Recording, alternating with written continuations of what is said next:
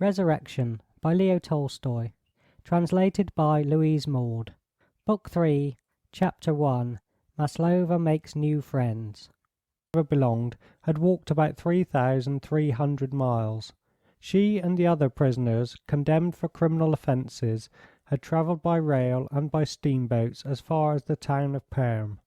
It was only here that Nekhludoff succeeded in obtaining a permission for her to continue the journey with the political prisoners, as Vera Doukhova, who was among the latter, advised him to do. The journey up to Perm had been very trying to Maslova, both morally and physically. Physically, because of the overcrowding, the dirt, and the disgusting vermin which gave her no peace. Morally, because of the equally disgusting men. The men, like the vermin, though they changed at each halting place, were everywhere alike importunate. They swarmed round her, giving her no rest. Among the women prisoners and the men prisoners, the jailers and the convoy soldiers, the habit of a kind of cynical debauch was so firmly established that unless a female prisoner was willing to utilize her position as a woman, she had to be constantly on the watch.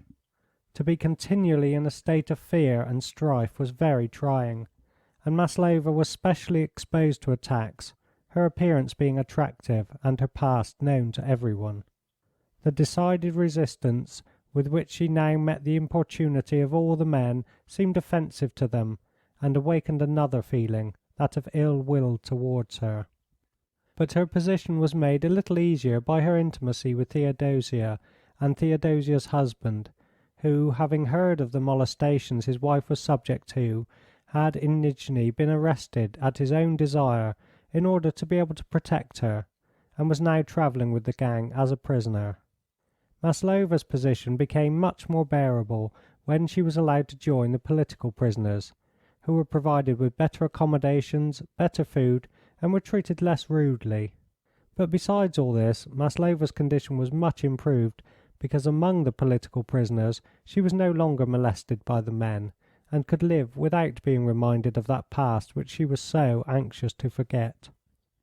But the chief advantage of the change lay in the fact that she made the acquaintance of several persons who exercised a decided and most beneficial influence on her character. Maslova was allowed to stop with the political prisoners at all the halting places, but being a strong and healthy woman, she was obliged to march with the criminal convicts. In this way she walked all the way from Tomsk.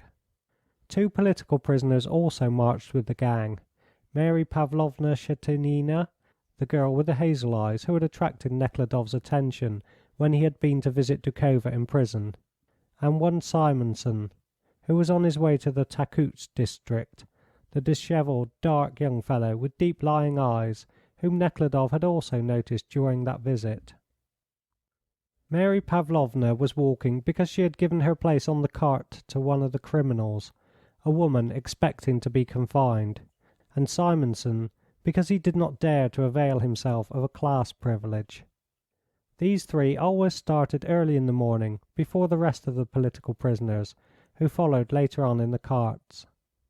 They were ready to start in this way just outside a large town where a new convoy officer had taken charge of the gang. It was early on a dull September morning. It kept raining and snowing alternately, and the cold wind blew in sudden gusts. The whole gang of prisoners, consisting of 400 men and 50 women, was already assembled in the court of the halting station. Some of them were crowding round the chief of the convoy, who was giving to specially appointed prisoners money for 2 days' keep to distribute among the rest, while others were purchasing food from women who had been let into the courtyard. One could hear the voices of the prisoners counting their money and making their purchases, and the shrill voices of the women with the food. Simonson, in his rubber jacket and rubber overshoes fastened with a string over his worsted stockings, he was a vegetarian and would not wear the skin of slaughtered animals, was also in the courtyard, waiting for the gang to start. He stood by the porch and jotted down in his notebook a thought that had occurred to him. This was what he wrote: "If a bacteria watched and examined a human nail, it would pronounce it inorganic matter, and thus we, examining our globe and watching its crust, pronounce it to be inorganic. This is incorrect. Katusha and Mary Pavlovna, both wearing top boots and with shawls tied round their heads, came out of the building into the courtyard, where the women sat sheltered from the wind by the northern wall of the court, and vied with one another, offering their goods: hot meat pie, fish, vermicelli, buckwheat porridge, liver, beef, eggs, milk. One even had a roast pig to offer. Having bought some eggs, bread, fish, and some rusks, Maslova was putting them into her bag, while Mary Pavlovna was paying the women, when a movement arose among the convicts. All were silent and took their places. The officer came out and began giving the last orders before starting. Everything was done in the usual manner. The prisoners were counted, the chains on their legs examined, and those who were to march in couples linked together with manacles. But suddenly the angry, authoritative voice of the officer shouting something was heard.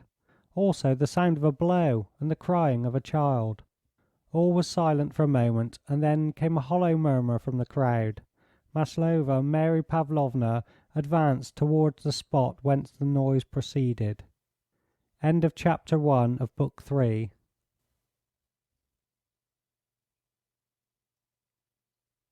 Book 3, Chapter 2. An Incident of the March. This is what Mary Pavlovna and Katusha saw when they came up to the scene whence the noise proceeded.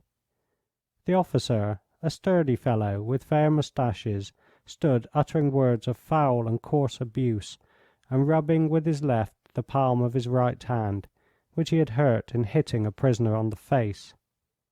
In front of him a thin, tall convict, with half his head shaved and dressed in a cloak too short for him and trousers much too short, stood wiping his bleeding face with one hand and holding a little shrieking girl wrapped in a shawl with the other. "I'll give it you!" Foul abuse. "I'll teach you to reason!" More abuse. "You're to give her to the women!"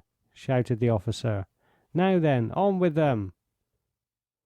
The convict, who was exiled by the Commune, had been carrying his little daughter all the way from Tomsk, where his wife had died of typhus, and now the officer ordered him to be manacled. The exile's explanation that he could not carry the child if he was manacled irritated the officer, who happened to be in a bad temper, and he gave the troublesome prisoner a beating, a fact described by Leneff in his Transportation. Before the injured convict stood a convoy soldier, and a black-bearded prisoner with manacles on one hand and a look of gloom on his face, which he turned now to the officer, now to the prisoner with the little girl. The officer repeated his orders for the soldiers to take away the girl. The murmur among the prisoners grew louder. "All the way from Tomsk they were not put on," came a hoarse voice from someone in the rear. "It's a child and not a puppy." "What's he to do with the lassie? That's not the law," said someone else. "Who's that?" shouted the officer, as if he had been stung, and rushed into the crowd. "I'll teach you the law. Who spoke? You? You?" "Everybody says so, because," said a short, broad-faced prisoner. Before he had finished speaking, the officer hit him in the face. "Mutiny, is it? I'll show you what mutiny means. I'll have you all shot like dogs, and the authorities will be only too thankful. Take the girl." The crowd was silent. One convoy soldier pulled away the girl, who was screaming desperately, while another manacled the prisoner, who now submissively held out his hand. "Take her to the women," shouted the officer, arranging his sword belt. The little girl, whose face had grown quite red, was trying to disengage her arms from under the shawl, and screaming unceasingly. Mary Pavlovna stepped out from among the crowd and came up to the officer. "Will you allow me to carry the little girl?" she said. "Who are you?" asked the officer. "A political prisoner." Mary Pavlovna's handsome face, with the beautiful prominent eyes, he had noticed her before when the prisoners were given into his charge, evidently produced an effect on the officer. He looked at her in silence, as if considering, then said: "I don't care. Carry her if you like." "It's easy for you to show pity. If he ran away, who would have to answer?" "How could he run away, with the child in his arms?" said Mary Pavlovna. "I have no time to talk with you. Take her, if you like." "Shall I give her?" asked the soldier. "Yes, give her." "Come to me," said Mary Pavlovna, trying to coax the child to come to her. But the child in the soldier's arms stretched herself towards her father and continued to scream, and would not go to Mary Pavlovna. "Wait a bit, Mary Pavlovna," said Maslova, getting a rusk out of her bag. "She will come to me." The little girl knew Maslova, and when she saw her face and the rusk she let her take her. All was quiet, the gates were opened, and the gang stepped out. The convoy counted the prisoners over again. The bags were packed and tied on to the carts, the weak seated on the top. Maslova, with the child in her arms, took her place among the women, next to Theodosia. Simonson, who had all the time been watching what was going on, stepped with large, determined strides up to the officer, who, having given his orders, was just getting into a trap, and said: "You have behaved badly." "Get to your place. It is no business of yours." "It is my business to tell you that you have behaved badly, and I have said it," said Simonson, looking intently into the officer's face from under his bushy eyebrows. "Ready, march!" the officer called out, paying no heed to Simonson, and, taking hold of the driver's shoulder, he got into the trap. The gang started and spread out as it stepped on to the muddy high road, with ditches on each side, which passed through a dense forest. End of chapter 3 of book 3. Book 3, Chapter 3. Mary Pavlovna. In spite of the hard conditions in which they were placed, life among the political prisoners seemed very good to Katusha after the depraved, luxurious, and effeminate life she had led in town for the last 6 years, and after 2 months' imprisonment with criminal prisoners. The 15 to 20 miles they did per day, with 1 day's rest after 2 days' marching, strengthened her physically, and the fellowship with her new companions opened out to her a life full of interests such as she had never dreamed of. People so wonderful, as she expressed it, as those whom she was now going with, she had not only never met, but could not even have imagined. "There now, and I cried when I was sentenced," she said. "Why, I must thank God for it all the days of my life. I have learned to know what I never should have found out else." The motives she understood easily and without effort that guided these people, and being of the people, fully sympathized with them. She understood that these persons were for the people and against the upper classes, and though themselves belonging to the upper classes, had sacrificed their privileges, their liberty, and their lives for the people. This especially made her value and admire them. She was charmed with all the new companions, but particularly with Mary Pavlovna. And she was not only charmed with her, but loved her with a peculiar, respectful, and rapturous love. She was struck by the fact that this beautiful girl, the daughter of a rich general, who could speak 3 languages, gave away all that her rich brother sent her, and lived like the simplest working girl, and dressed not only simply but poorly, paying no heed to her appearance. This trait and a complete absence of coquetry was particularly surprising and therefore attractive to Maslova. Maslova could see that Mary Pavlovna knew, and was even pleased to know, that she was handsome, and yet the effect her appearance had on men was not at all pleasing to her. She was even afraid of it, and felt an absolute disgust to all love affairs. Her men companions knew it, and if they felt attracted by her, never permitted themselves to show it to her, but treated her as they would a man. But with strangers, who often molested her, the great physical strength on which she prided herself stood her in good stead. "It happened once," she said to Katusha, "that a man followed me in the street, and would not leave me on any account. At last I gave him such a shaking that he was frightened and ran away. She became a revolutionary, as she said, because she felt a dislike to the life of the well-to-do from childhood up, and loved the life of the common people, and she was always being scolded for spending her time in the servants' hall, in the kitchen or the stables, instead of the drawing-room. And I found it amusing to be with cooks and the coachmen, and dull with our ladies and gentlemen, she said. Then, when I came to understand things, I saw that our life was altogether wrong. I had no mother, and I did not care for my father, and so when I was 19 I left home and went with a girl friend to work as a factory hand. After she left the factory she lived in the country, then returned to town and lived in a lodging where they had a secret printing press. There she was arrested and sentenced to hard labour. Mary Pavlovna said nothing about it herself, but Katusha heard from others that Mary Pavlovna was sentenced because, when the lodging was searched by the police and one of the revolutionists fired a shot in the dark, she pleaded guilty. As soon as she had learned to know Mary Pavlovna, Katusha noticed that, whatever the conditions she found herself in, Mary Pavlovna never thought of herself, but was always anxious to serve, to help someone, in matters small or great. One of her present companions, Novodvorov, said of her that she devoted herself to philanthropic amusements, and this was true.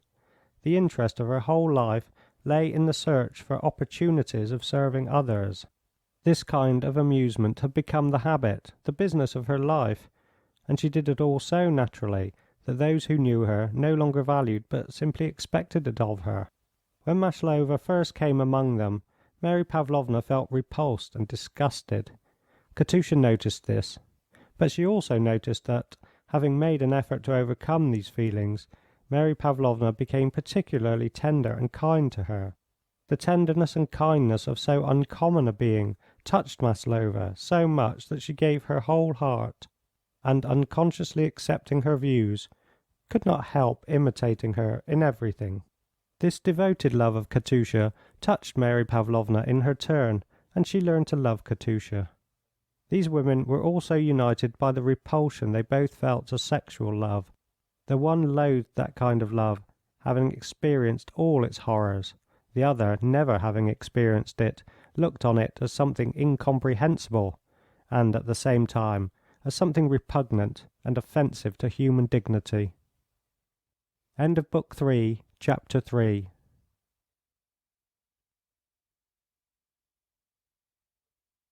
Book 3, Chapter 4. Simonson. Mary Pavlovna's influence was one that Maslova submitted to because she loved Mary Pavlovna. Simonson influenced her because he loved her. Everybody lives and acts partly according to his own, partly according to other people's ideas. This is what constitutes one of the great differences among men. To some, thinking is a kind of mental game.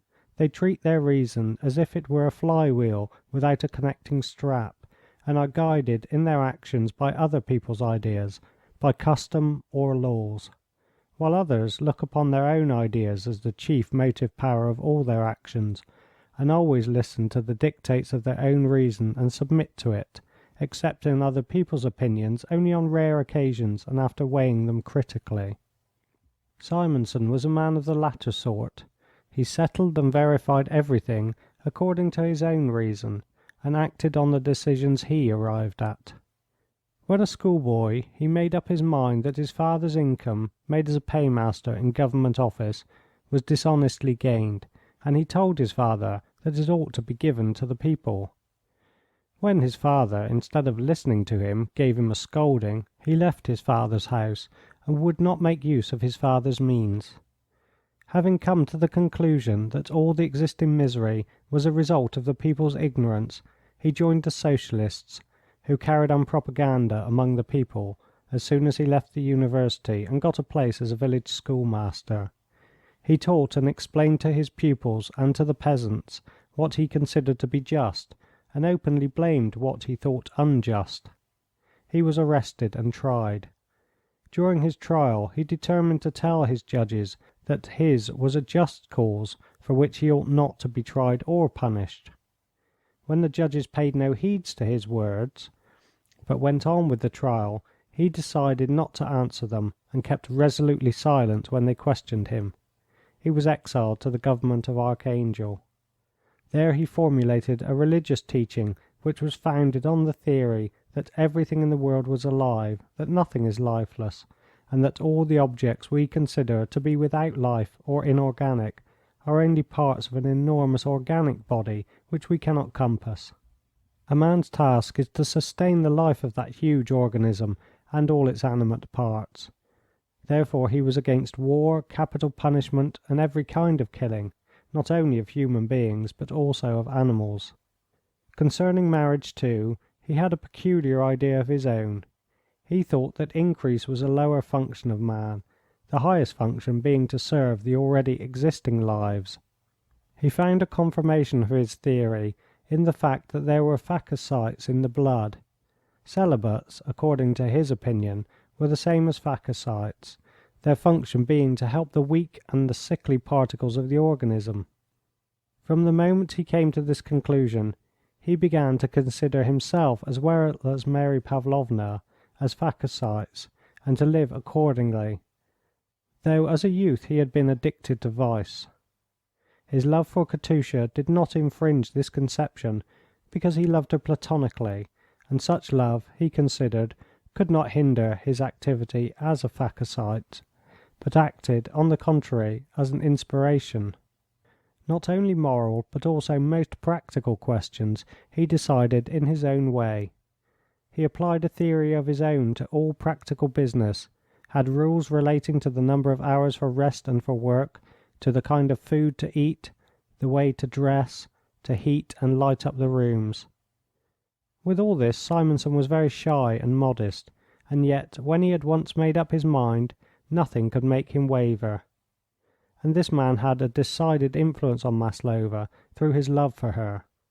With a woman's instinct, Maslova very soon found out that he loved her, and the fact that she could awaken love in a man of that kind raised her in her own estimation.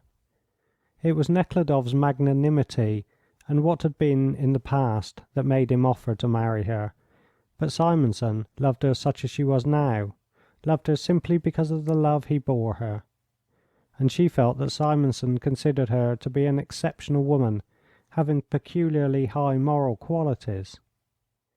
She did not quite know what the qualities he attributed to her were, but in order to be on the safe side, and that he should not be disappointed in her, she tried with all her might to awaken in herself all the highest qualities she could conceive, and she tried to be as good as possible. This had begun while they were still in prison, when on a common visiting day she had noticed his kindly dark blue eyes gazing fixedly at her from under his projecting brow. Even then she had noticed that this was a peculiar man, and that he was looking at her in a peculiar manner, and had also noticed a striking combination of sternness. The unruly hair and the frowning forehead gave him this appearance, with the childlike kindness and innocence of his look. She saw him again in Tomsk, where she joined the political prisoners. Though they had not uttered a word, their looks told plainly that they had understood one another. Even after that they had had no serious conversation with each other, but Maslova felt that when he spoke in her presence his words were addressed to her, and that he spoke for her sake, trying to express himself as plainly as he could. But it was when he started walking with the criminal prisoners that they grew specially near to one another. End of chapter 4 of book 3. Chapter 5. The Political Prisoners. Until they left Perm, Nekhludoff only twice managed to see Katusha, once in Nijni, before the prisoners were embarked on a barge surrounded by a wire netting, and again in Perm, in the prison office. At both these interviews he found her reserved and unkind. She answered his questions as to whether she was in want of anything, and whether she was comfortable, evasively and bashfully, and, as he thought, with the same feeling of hostile reproach which she had shown several times before. Her depressed state of mind, which was only the result of the molestations from the men that she was undergoing at the time, tormented Nekhludoff.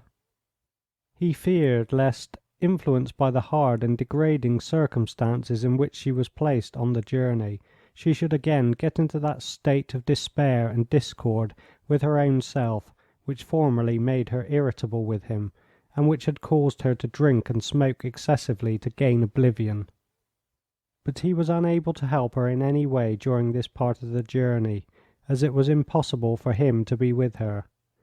It was only when she joined the political prisoners that he saw how unfounded his fears were, and at each interview he noticed that inner change he so strongly desired to see in her becoming more and more marked. The first time they met in Tomsk she was again just as she had been when leaving Moscow. She did not frown or become confused when she saw him, but met him joyfully and simply, thanking him for what he had done for her, especially for bringing her among the people with whom she now was. After 2 months marching with the gang, the change that had taken place within her became noticeable in her appearance. She grew sunburned and thinner, and seemed older. Wrinkles appeared on her temples and round her mouth. She had no ringlets on her forehead now, and her hair was covered with a kerchief. In the way it was arranged, as well as in her dress and her manners, there was no trace of coquetry left, and this change, which had taken place and was still progressing in her, made Nekhludoff very happy. He felt for her something he had never experienced before. This feeling had nothing in common with his first poetic love for her, and even less with the sensual love that had followed, nor even with the satisfaction of a duty fulfilled, not unmixed with self-admiration, with which he decided to marry her after the trial. The present feeling was simply one of pity and tenderness. He had felt it when he met her in prison for the first time, and then again when, after conquering his repugnance, he forgave her the imagined intrigue with the medical assistant in the hospital. The injustice done her had since been discovered. It was the same feeling he now had, only with this difference, that formerly it was momentary, and that now it had become permanent. Whatever he was doing, whatever he was thinking now, a feeling of pity and tenderness dwelt with him, and not only pity and tenderness for her, but for everybody. This feeling seemed to have opened the floodgates of love, which had found no outlet in Nekhludoff's soul, and the love now flowed out to every one he met. During this journey Nekhludoff's feelings were so stimulated that he could not help being attentive and considerate to everybody, from the coachman and the convoy soldiers to the prison inspectors and governors whom he had to deal with.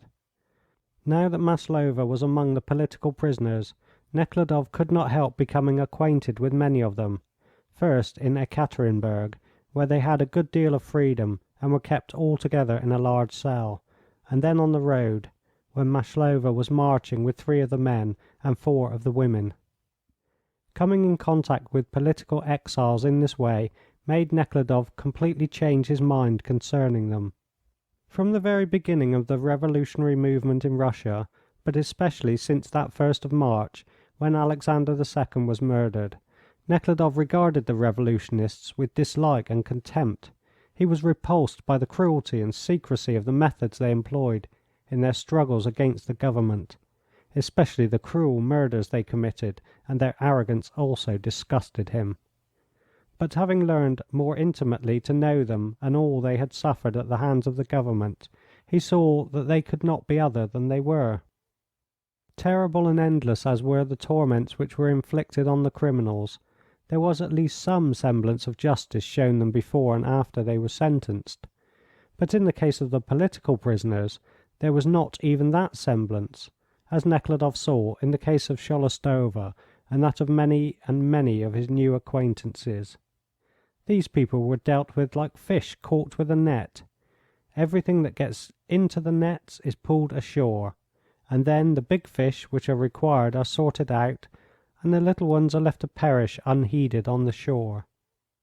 Having captured hundreds that were evidently guiltless, and that could not be dangerous to the government, They left them imprisoned for years, where they became consumptive, went out of their minds, or committed suicide, and kept them only because they had no inducement to set them free, while they might be of use to elucidate some question at a judicial inquiry, safe in prison. The fate of these persons, often innocent even from the government point of view, depended on the whim, the humour of, or the amount of leisure at the disposal of some police officer or spy or public prosecutor or magistrate or governor or minister. Some one of these officials feels dull or inclined to distinguish himself and makes a number of arrests and imprisons or sets free according to his own fancy or that of the higher authorities. And the higher official, actuated by like motives, according to whether he is inclined to distinguish himself or to what his relations to the minister are, exiles men to the other side of the world, or keeps them in solitary confinement, condemns them to Siberia, to hard labour, to death, or sets them free at the request of some lady.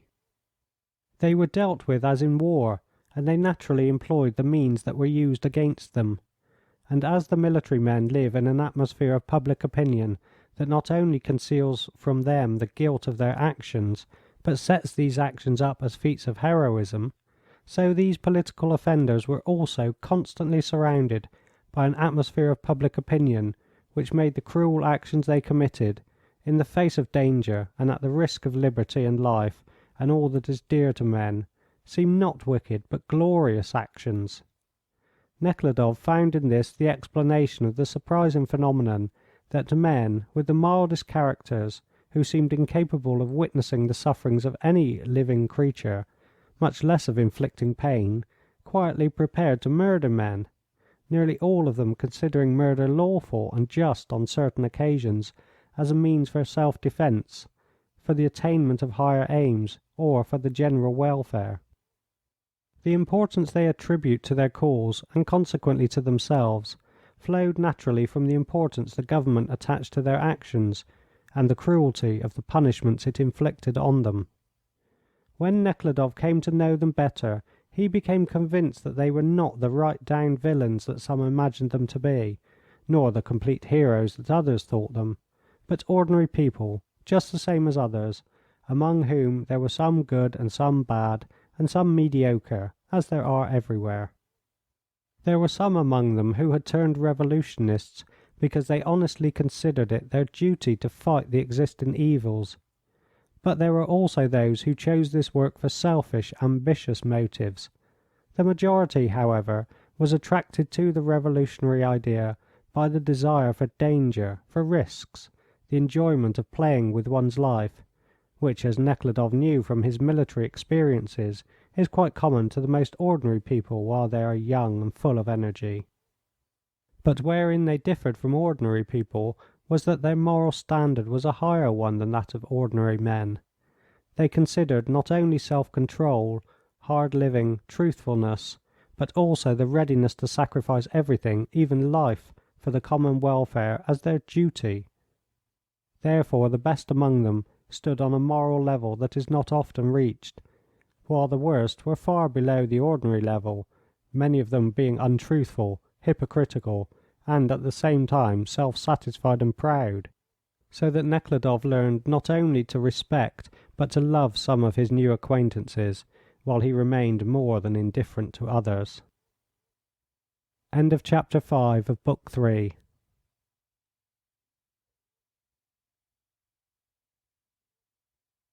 Book 3, Chapter 6, Kryltsov's Story. Nekhludoff grew especially fond of Kryltsov, a consumptive young man condemned to hard labour, who was going with the same gang as Katusha. Nekhludoff had made his acquaintance already in Ekaterinburg, and talked with him several times on the road after that.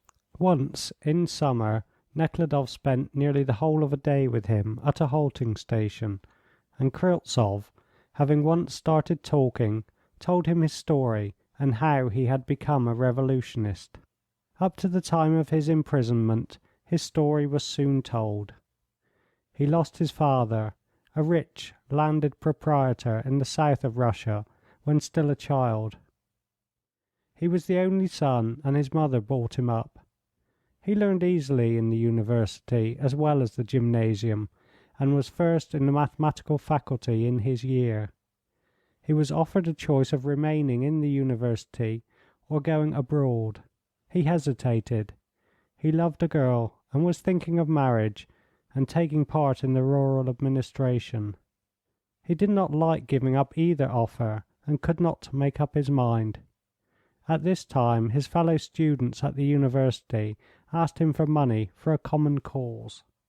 He did not know that this common cause was revolutionary, which he was not interested in at that time, but gave the money from a sense of comradeship and vanity, so that it should not be said that he was afraid. Those who received the money were caught. A note was found which proved that the money had been given by Kryltzoff. He was arrested, and first kept at the police station, then imprisoned. The prison where I was put, Kryltzoff went on to relate. He was sitting on the high shelf bedstead, his elbows on his knees, with sunken chest, the beautiful, intelligent eyes with which he looked at Nekhludoff glistening feverishly. They were not specially strict in that prison. We managed to converse, not only by tapping the wall, but could walk about the corridors, share our provisions and our tobacco, and in the evenings we even sang in chorus. I had a fine voice. Yes, if it had not been for mother, it would have been all right, even pleasant and interesting. Here I made the acquaintance of the famous Petrov. He afterwards killed himself with a piece of glass at the fortress, and also of others, but I was not yet a revolutionary. I also became acquainted with my neighbours in the cells next to mine. They were both caught with Polish proclamations and arrested in the same cause, and were tried for an attempt to escape from the convoy when they were being taken to the railway station. One was a Pole, Lozinski, the other a Jew, Rozovsky. Yes, well, this Rozovsky was quite a boy. He said he was 17, but he looked 15, thin, small, active, with black sparkling eyes, and, like most Jews, very musical. His voice was still breaking, and yet he sang beautifully. Yes, I saw them both taken to be tried. They were taken in the morning, they returned in the evening, and said they were condemned to death. No one had expected it. Their case was so unimportant. They only tried to get away from the convoy, and had not even wounded anyone. And then it was so unnatural to execute such a child as Rozovsky. And we in prison all came to the conclusion that it was only done to frighten them and would not be confirmed. At first we were excited, and then we comforted ourselves, and life went on as before. Yes, well, one evening a watchman comes to my door and mysteriously announces to me that carpenters had arrived and were putting up the gallows. At first I did not understand. What's that? What gallows? But the watchman was so excited that I saw at once it was for our two. I wished to tap and communicate with my comrades, but was afraid those two would hear. The comrades were also silent. Evidently everybody knew. In the corridors and in the cells everything was as still as death all that evening. They did not tap the wall nor sing. At 10 the watchman came in again and announced that a hangman had arrived from Moscow. He said it and went away. I began calling him back. Suddenly I hear Rozovsky shouting to me across the corridor, "What's the matter? Why do you call him?" I answered something about asking him to get me some tobacco, but he seemed to guess and asked me, "Why did we not sing tonight? Why did we not tap the walls?" I do not remember what I said, but I went away so as not to speak to him. Yes, it was a terrible night. I listened to every sound all night. Suddenly, towards morning, I hear doors opening and somebody walking, many persons. I went up to my window. There was a lamp burning in the corridor. The first to pass was the inspector. He was stout and seemed a resolute, self-satisfied man, but he looked ghastly pale, downcast, and seemed frightened. Then his assistant, frowning but resolute. Behind them the watchman. They passed my door and stopped at the next, and I hear the assistant calling out in a strange voice, "Lozinsky, get up and put on clean linen." Yes, then I hear the creaking of the door. They entered into his cell. Then I hear Lozinsky's steps going to the opposite side of the corridor. I could only see the inspector. He stood quite pale, and buttoned and unbuttoned his coat, shrugging his shoulders. Yes. Then, as if frightened of something, he moved out of the way. It was Lozinsky, who passed him and came up to my door. A handsome young fellow he was, you know, of that nice Polish type, broad-shouldered, his head covered with fine, fair, curly hair, as with a cap, and with beautiful blue eyes, so blooming, so fresh, so healthy. He stopped in front of my window so that I could see the whole of his face. A dreadful, gaunt, livid face. "Kryltzoff, have you seen any cigarettes?" I wished to pass him some, but the assistant hurriedly pulled out his cigarette case and passed it to him.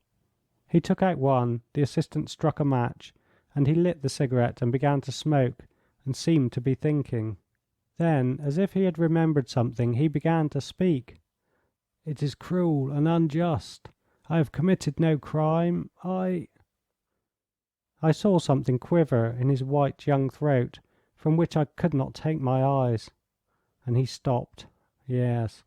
At that moment I hear Rozovsky shouting in his fine Jewish voice.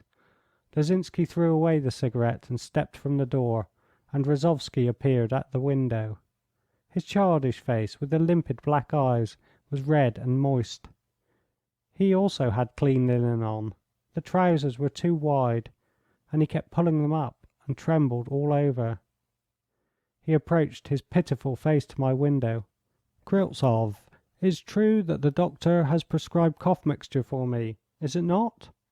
I am not well. I'll take some more of the mixture." No one answered, and he looked inquiringly, now at me, now at the inspector. What he meant to say I never made out. Yes. Suddenly the assistant again put on a stern expression and called out in a kind of squeaking tone, "Now then, no nonsense. Let us go." Rozovsky seemed incapable of understanding what awaited him, and hurried, almost ran in front of him along the corridor. But then he drew back, and I could hear his shrill voice and his cries, then the trampling of feet and general hubbub. He was shrieking and sobbing. The sounds came fainter and fainter, and at last the door rattled, and all was quiet. Yes. And so they hanged them, throttled them both with a rope. A watchman, another one, saw it done and told me that Lozinsky did not resist, but Rozovsky struggled for a long time, so that they had to pull him up onto the scaffold and to force his head into the noose. Yes, this watchman was a stupid fellow. He said, "They told me, sir, that it would be frightful, but it was not at all frightful. After they were hanged they only shrugged their shoulders twice, like this." He showed how the shoulders convulsively rose and fell. "Then the hangman pulled a bit so as to tighten the noose, and it was all up, and they never budged." And Kryltzoff repeated the watchman's words, "Not at all frightful," and tried to smile, but burst into sobs instead. For a long time after that he kept silent, breathing heavily and repressing the sobs that were choking him.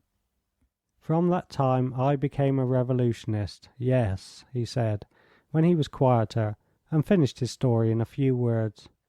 He belonged to the Narodovoltzy party, and was even at the head of the disorganising group, whose object was to terrorise the government, so that it should give up its power of its own accord. With this object he travelled to Petersburg, to Kiev, to Odessa, and abroad, and was everywhere successful. A man in whom he had full confidence betrayed him. He was arrested, tried, kept in prison for 2 years, and condemned to death, but the sentence was mitigated to one of hard labour for life. He went into consumption while in prison, and in the conditions he was now placed he had scarcely more than a few months longer to live. This he knew, but did not repent of his actions, but said that if he had another life he would use it in the same way to destroy the conditions in which such things as he had seen were possible. This man's story and his intimacy with him explained to Nekhludoff much that he had not previously understood. End of chapter 6 of book 3.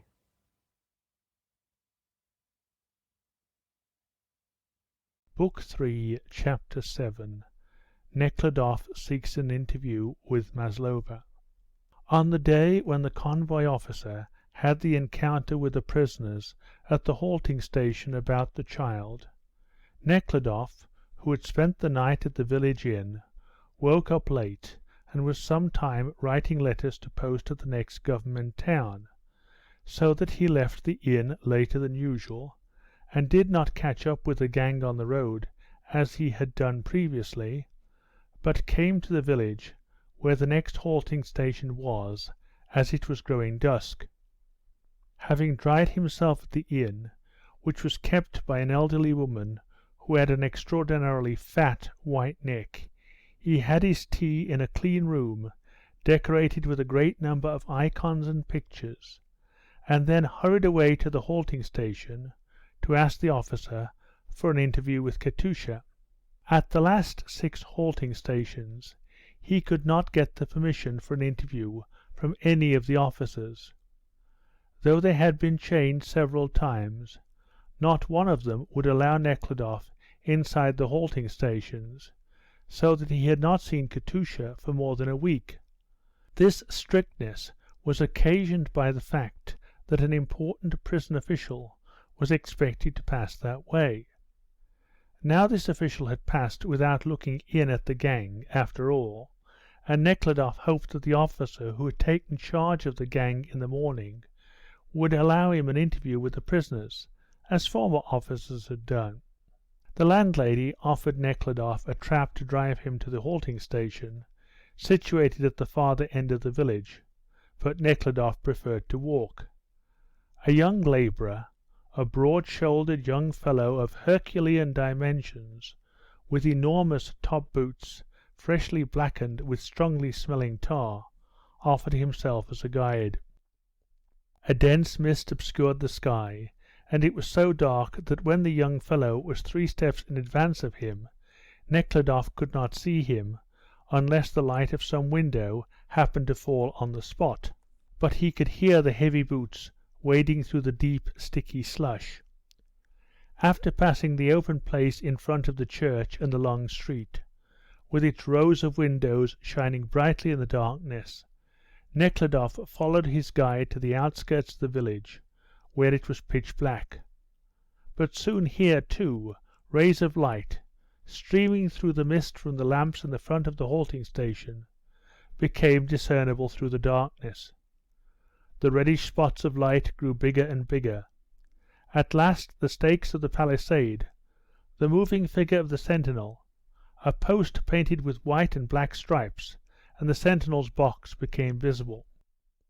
The sentinel called his usual "Who goes there?" as they approached, and seeing they were strangers, treated them with such severity that he would not allow them to wait by the palisade. But Nekhludoff's guide was not abashed by this severity. "Hallo, lad, why so fierce? You go and rouse your boss while we wait here." The sentinel gave no answer, but shouted something in at the gate, and stood looking at the broad-shouldered young labourer, scraping the mud off Nekhludoff's boots with a chip of wood by the light of the lamp. From behind the palisade came the hum of male and female voices. In about 3 minutes more something rattled, the gate opened, and a sergeant, with his cloak thrown over his shoulders, stepped out of the darkness into the lamplight. The sergeant was not as strict as the sentinel, but he was extremely inquisitive. He insisted on knowing what Nekhludoff wanted the officer for, and who he was, evidently scenting his booty and anxious not to let it escape. Nekhludoff said he had come on special business, and would show his gratitude, and would the sergeant take a note for him to the officer. The sergeant took the note, nodded, and went away. Some time after, the gate rattled again, and women carrying baskets, boxes, jugs, and sacks came out, loudly chattering in their peculiar Siberian dialect as they stepped over the threshold of the gate. None of them wore peasant costumes, but were dressed town fashion, wearing jackets and fur-lined cloaks. Their skirts were tucked up high, and their heads wrapped up in shawls. They examined Nekhludoff and his guide curiously by the light of the lamp. One of them showed evident pleasure at the sight of the broad-shouldered fellow, and affectionately administered to him a dose of Siberian abuse. "You demon, what are you doing here? The devil take you," she said, addressing him. "I've been showing this traveller here the way," answered the young fellow. "And what have you been bringing here?" "Dairy produce, and I am to bring more in the morning." The guide said something in answer that made not only the women but even the sentinel laugh, and turning to Nekhludoff he said, "You'll find your way alone? Won't get lost, will you?" "I shall find it all right." "When you have passed the church, it's the second from the two-storied house. Oh, and here, take my staff," he said, handing the stick he was carrying, and which was longer than himself, to Nekhludoff, and splashing through the mud with his enormous boots, he disappeared in the darkness, together with the women. His voice, mingling with the voices of the women, was still audible through the fog when the gate again rattled, and the sergeant appeared and asked Nekhludoff to follow him to the officer. End of Book 3, Chapter 7.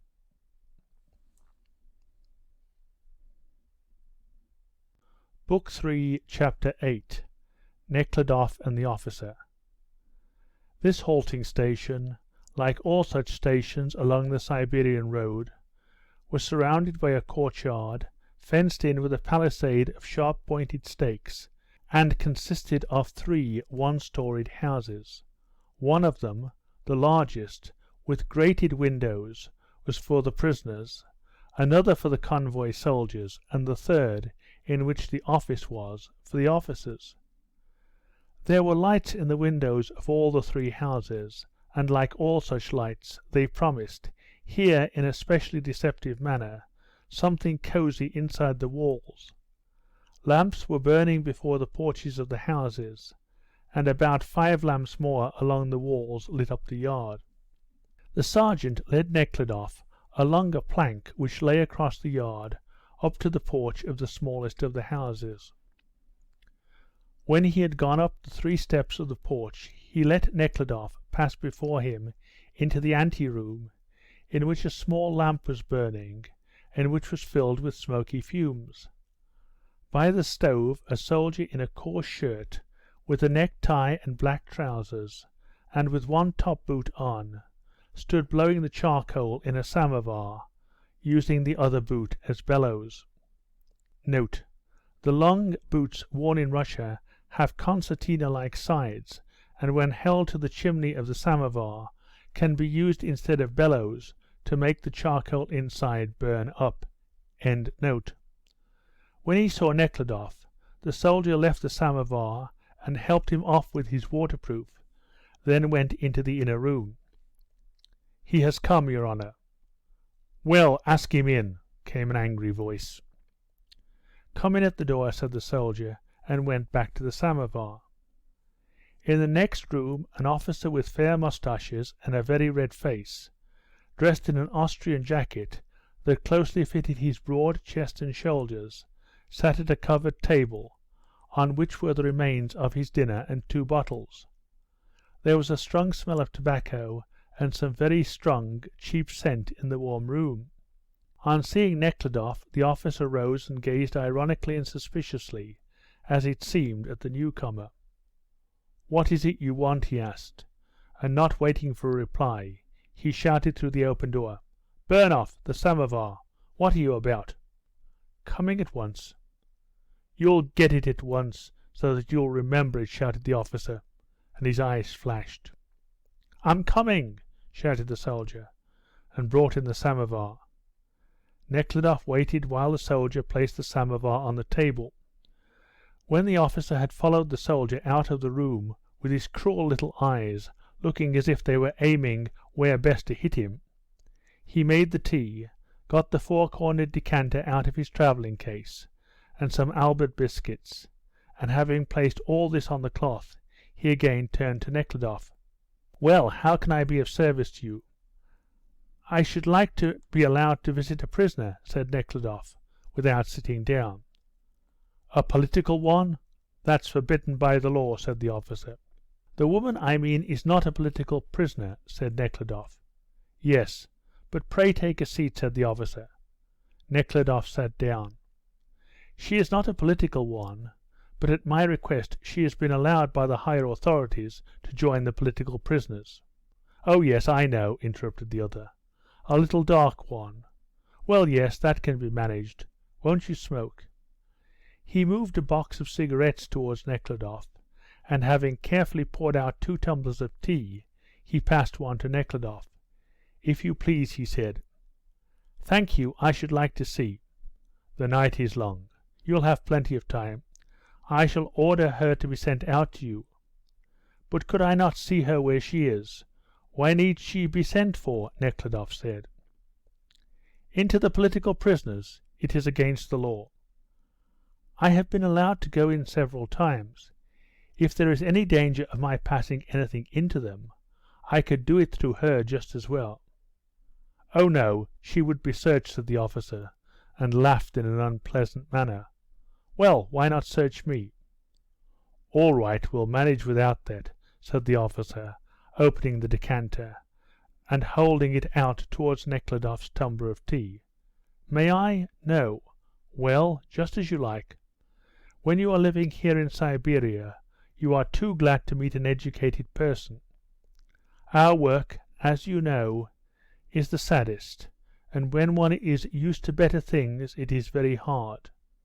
The idea they have of us is that convoy officers are coarse, uneducated men, and no one seems to remember that we may have been born for a very different position." This officer's red face, his sense, his rings, and especially his unpleasant laughter disgusted Nekhludoff very much, but today, as during the whole of his journey, he was in that serious, attentive state which did not allow him to behave slightingly or disdainfully towards any man, but made him feel the necessity of speaking to every one entirely, as he expressed to himself, this relation to men. When he had heard the officer and understood his state of mind, he said in a serious manner, "I think that in your position too, some comfort could be found in helping the suffering people," he said. "What are their sufferings? You don't know what these people are." "They are not special people," said Nekhludoff. "They are just such people as others, and some of them are quite innocent. Of course there are all sorts among them, and naturally one pities them. Others won't let anything off, but I try to lighten their condition where I can. It's better that I should suffer, but not they. Others keep to the law in every detail, even as far as to shoot, but I show pity. May I? Take another," he said, and poured out another tumbler of tea for Nekhludoff. "And who is she, this woman that you want to see?" he asked. "It is an unfortunate woman who got into a brothel, and was there falsely accused of poisoning, and she is a very good woman," Nekhludoff answered. The officer shook his head. "Yes, it does happen. I can tell you about a certain Emma who lived in Kazan. She was a Hungarian by birth, but she had quite Persian eyes," he continued, unable to restrain a smile at the recollection. "There was so much chic about her that a countess—" Nekhludoff interrupted the officer and returned to the former topic of conversation. "I think that you could lighten the condition of the people while they are in your charge, and in acting that way I'm sure you would find great joy," said Nekhludoff, trying to pronounce as distinctly as possible, as he might if talking to a foreigner or a child.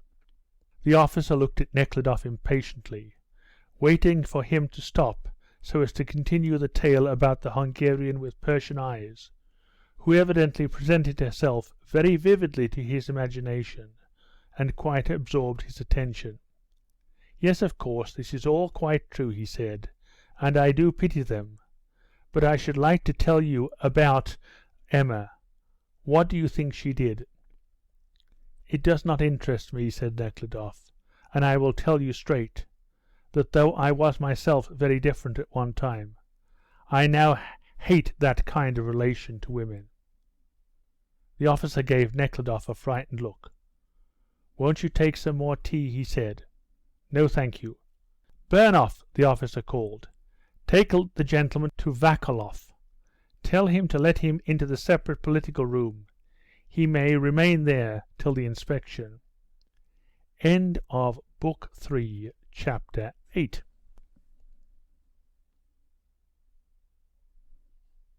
Book 3, Chapter 9. The Political Prisoners. Accompanied by the orderly, Nekhludoff went out into the courtyard, which was dimly lit up by the red light of the lamps. "Where to?" asked the convoy sergeant, addressing the orderly. "Into the separate cell, number 5. You can't pass here. The boss has gone to the village and taken the keys." "Well then, pass this way." The soldier led Nekhludoff along a board to another entrance. While still in the yard, Nekhludoff could hear the din of voices and general commotion going on inside as in a beehive when the bees are preparing to swarm. But when he came nearer and the door opened, the din grew louder, and changed into distinct sounds of shouting, abuse, and laughter. He heard the clatter of chairs and smelt the well-known foul air. This din of voices and the clatter of the chairs, together with the close smell, always flowed into one tormenting sensation, and produced in Nekhludoff a feeling of moral nausea which grew into physical sickness, the two feelings mingling with and heightening each other. The first thing Nekhludoff saw on entering was a large stinking tub. A corridor into which several doors opened led from the entrance.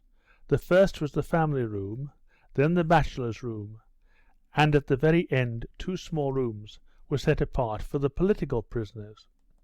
The buildings, which were arranged to hold 150 prisoners, now that there were 450 inside, were so crowded that the prisoners could not all get into the rooms, but filled the passage too. Some were sitting or lying on the floor, some were going out with empty teapots, or bringing them back filled with boiling water. Among the latter was Taras. He overtook Nekhludoff and greeted him affectionately. The kind face of Taras was disfigured by dark bruises on his nose and under his eye. "What has happened to you?" asked Nekhludoff. "Yes, something did happen," Taras said with a smile. "All because of the woman," added a prisoner, who followed Taras. "He's had a row with blind Fedka."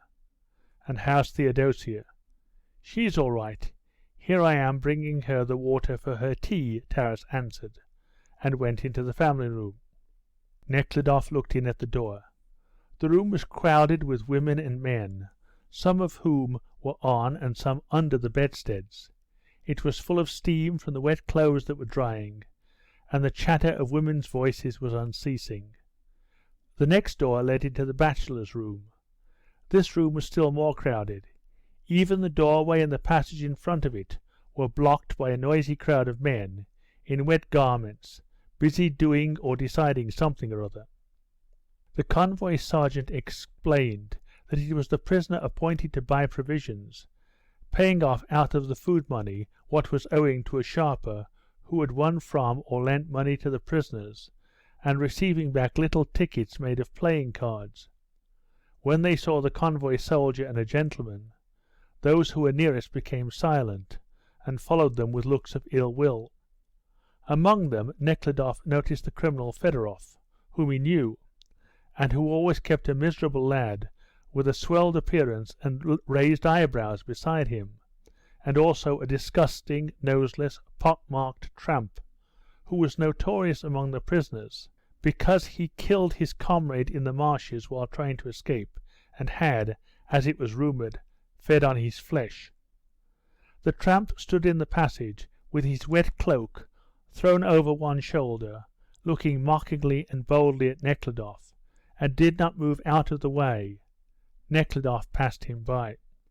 Though this kind of scene had now become quite familiar to him, though he had during the last 3 months seen these 400 criminal prisoners over and over again in many different circumstances, in the heat, enveloped in clouds of dust which they raised as they dragged their chained feet along the road, and at the resting places by the way, where the most horrible scenes of barefaced debauchery had occurred, yet every time he came among them, and felt their attention fixed upon him, as it was now, shame and consciousness of his sin against them tormented him.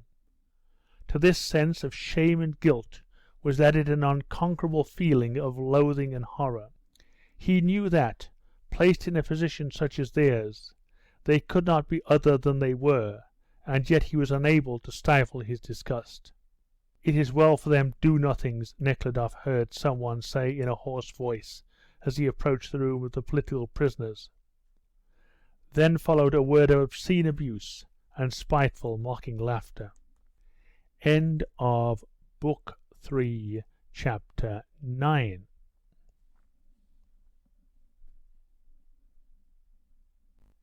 Book 3, Chapter 10.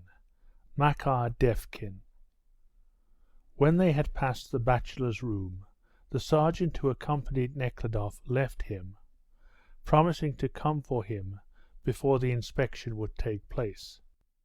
As soon as the sergeant was gone, a prisoner, quickly stepping with his bare feet and holding up the chains, came close up to Nekhludoff, enveloping him in the strong acid smell of perspiration, and said in a mysterious whisper, "Help the lad, sir.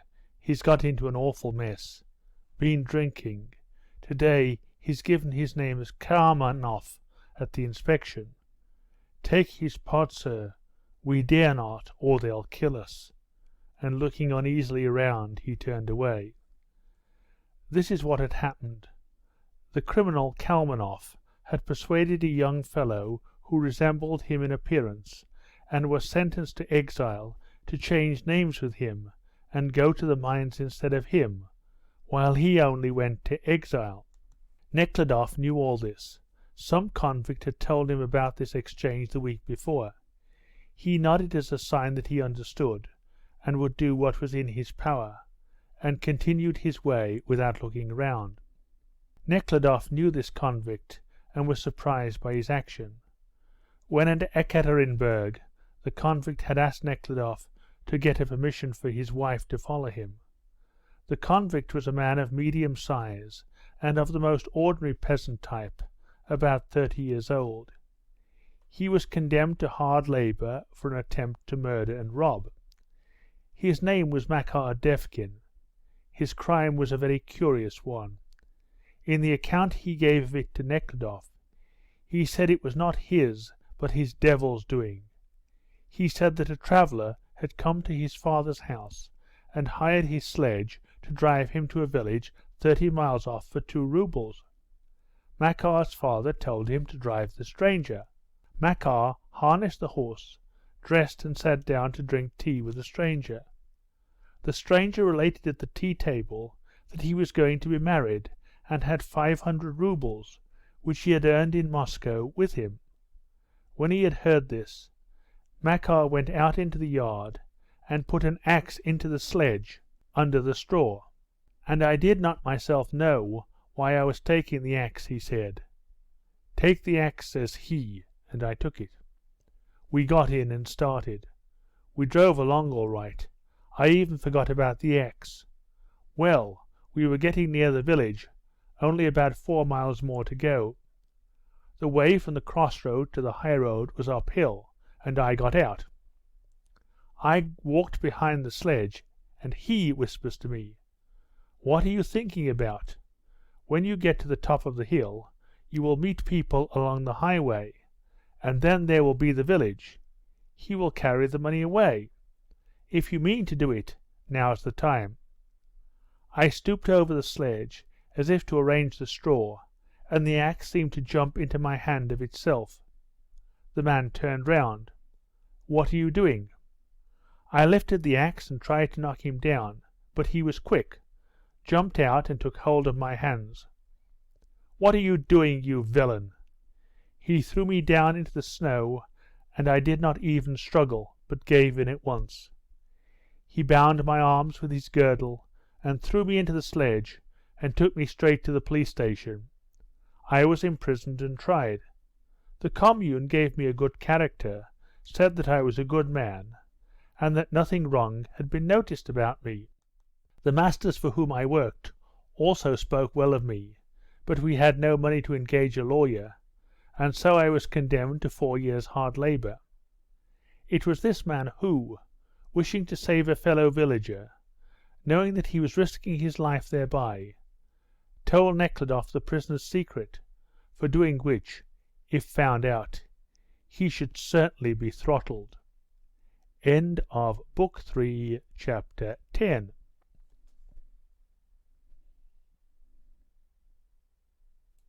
Book 3, Chapter 11.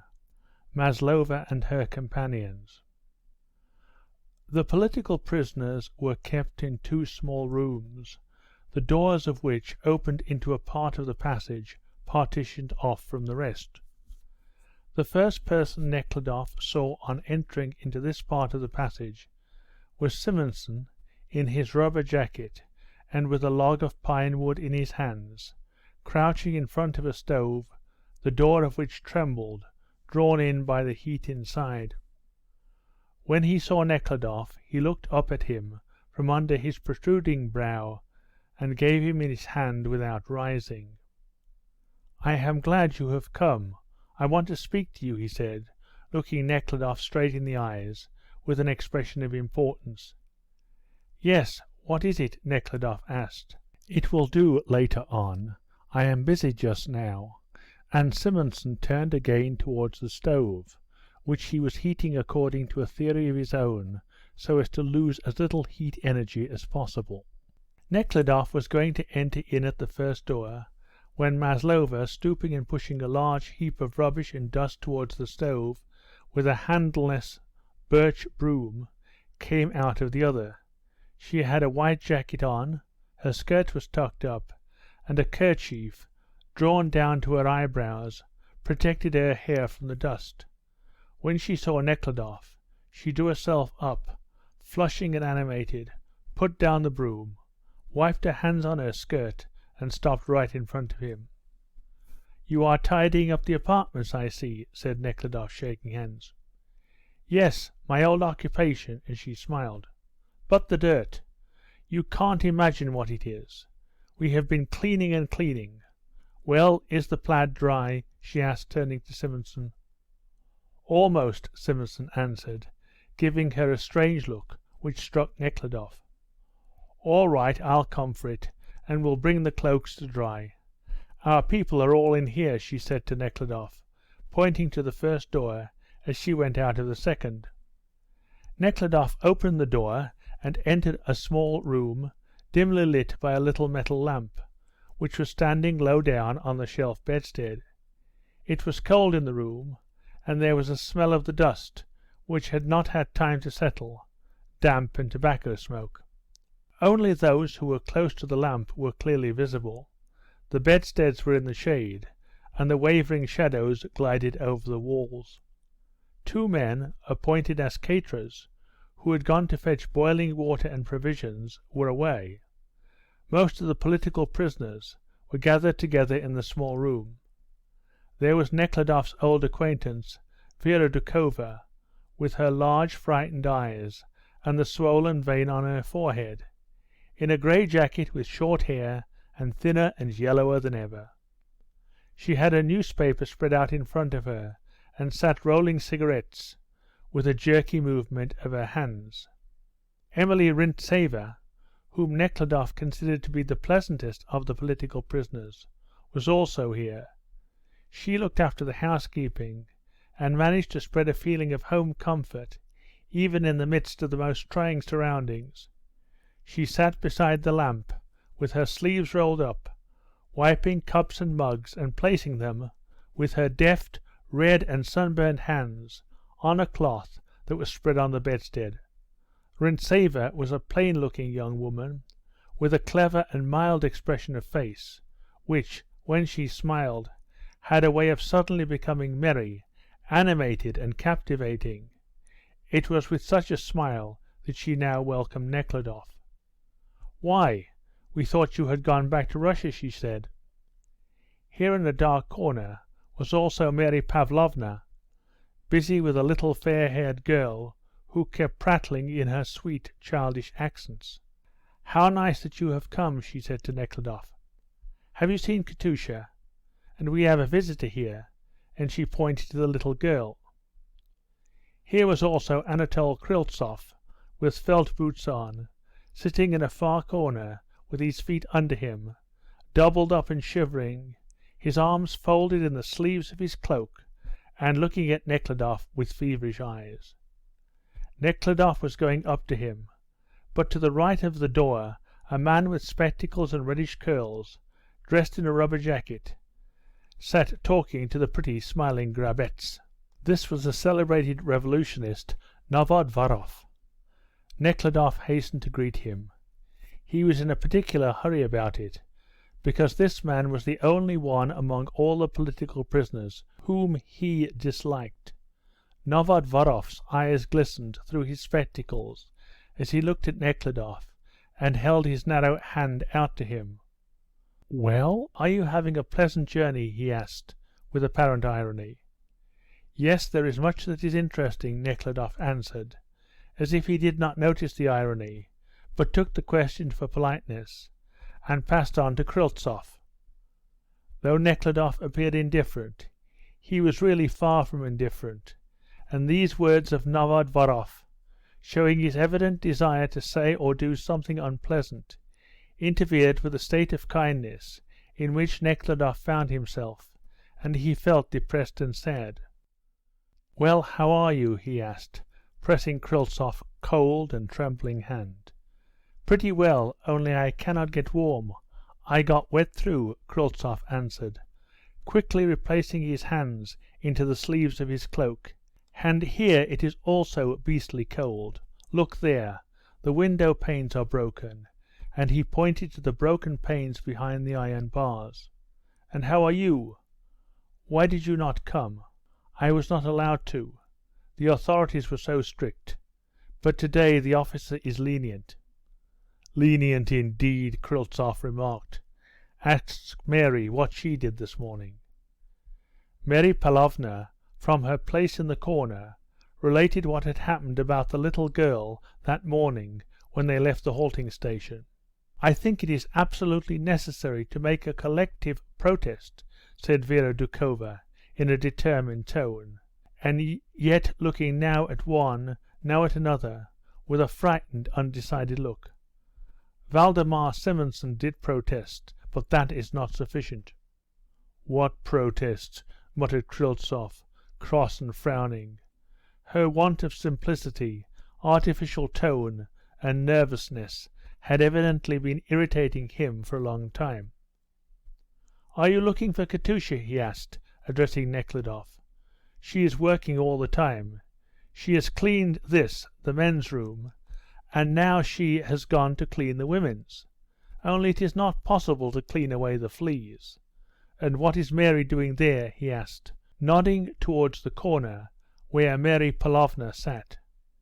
"She is combing out her adopted daughter's hair," replied Rintzeva. "But won't she let the insects loose on us?" asked Kryltzoff. "No, no, I am very careful. She is a clean little girl now. You take her," said Mary, turning to Rintzeva, "while I go and help Katusha, and I will also bring him his plaid."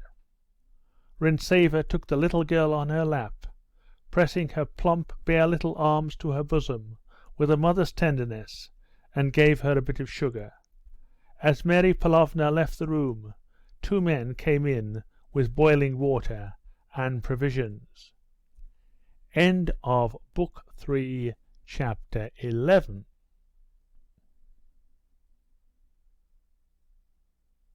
Book 3, Chapter 12.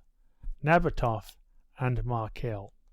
One of the men who came in was a short, thin young man who had a cloth-covered sheepskin coat on and high-top boots.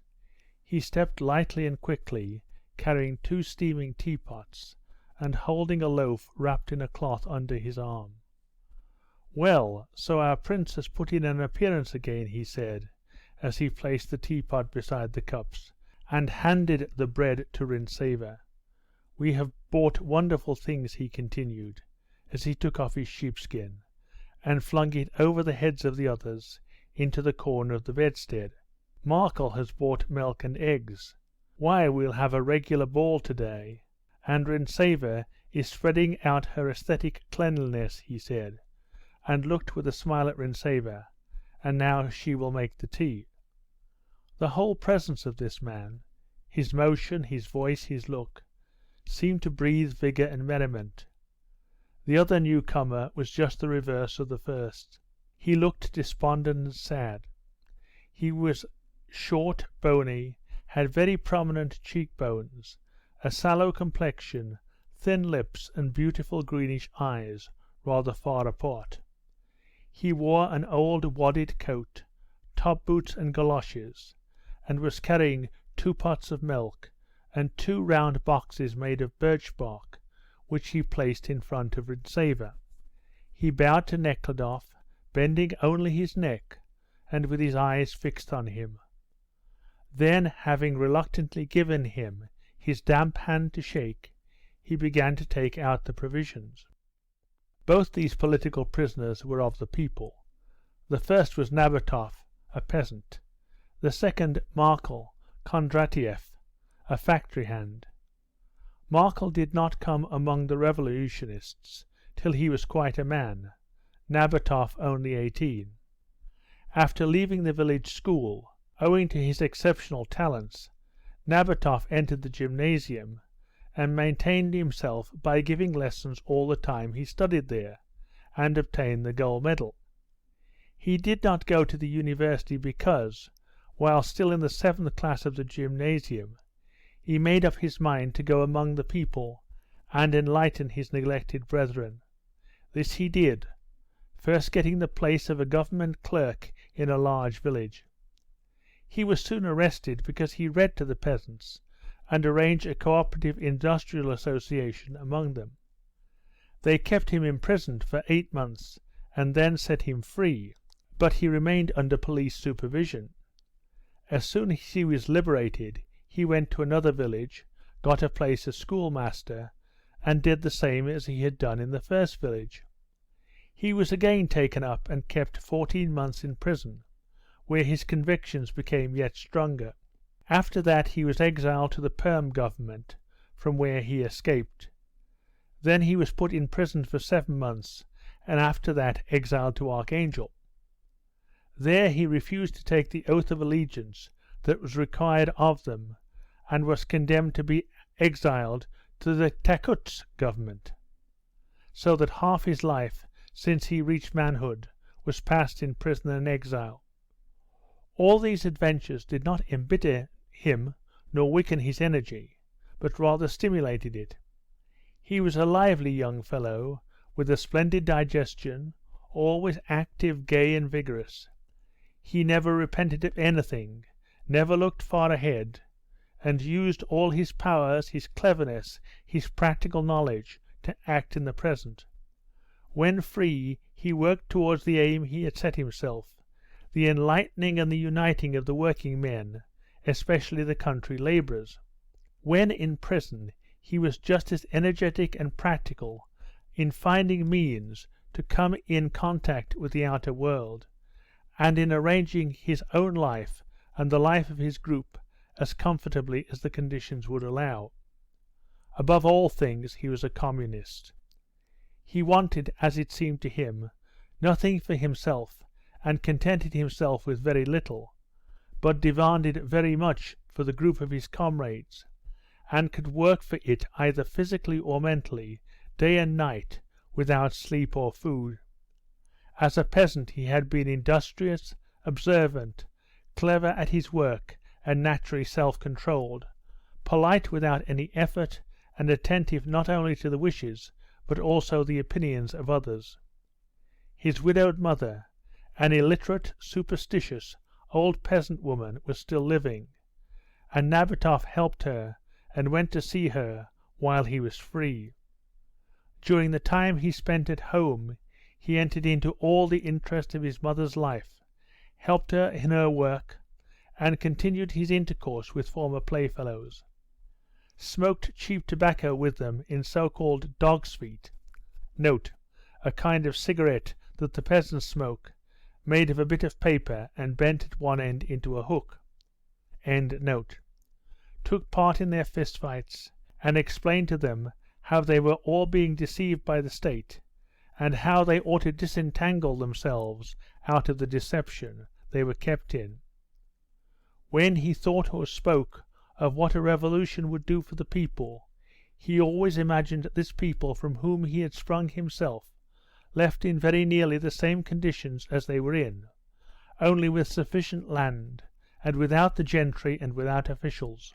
The revolution, according to him, and in this he differed from Novodvorov and Novodvorov's follower, Markel Kondratiev, should not alter the elementary forms of the life of the people, should not break down the whole edifice, but should only alter the inner walls of the beautiful, strong, enormous old structure he loved so dearly. He was also a typical peasant in his views on religion, never thinking about metaphysical questions, about the origin of all origin, or the future life.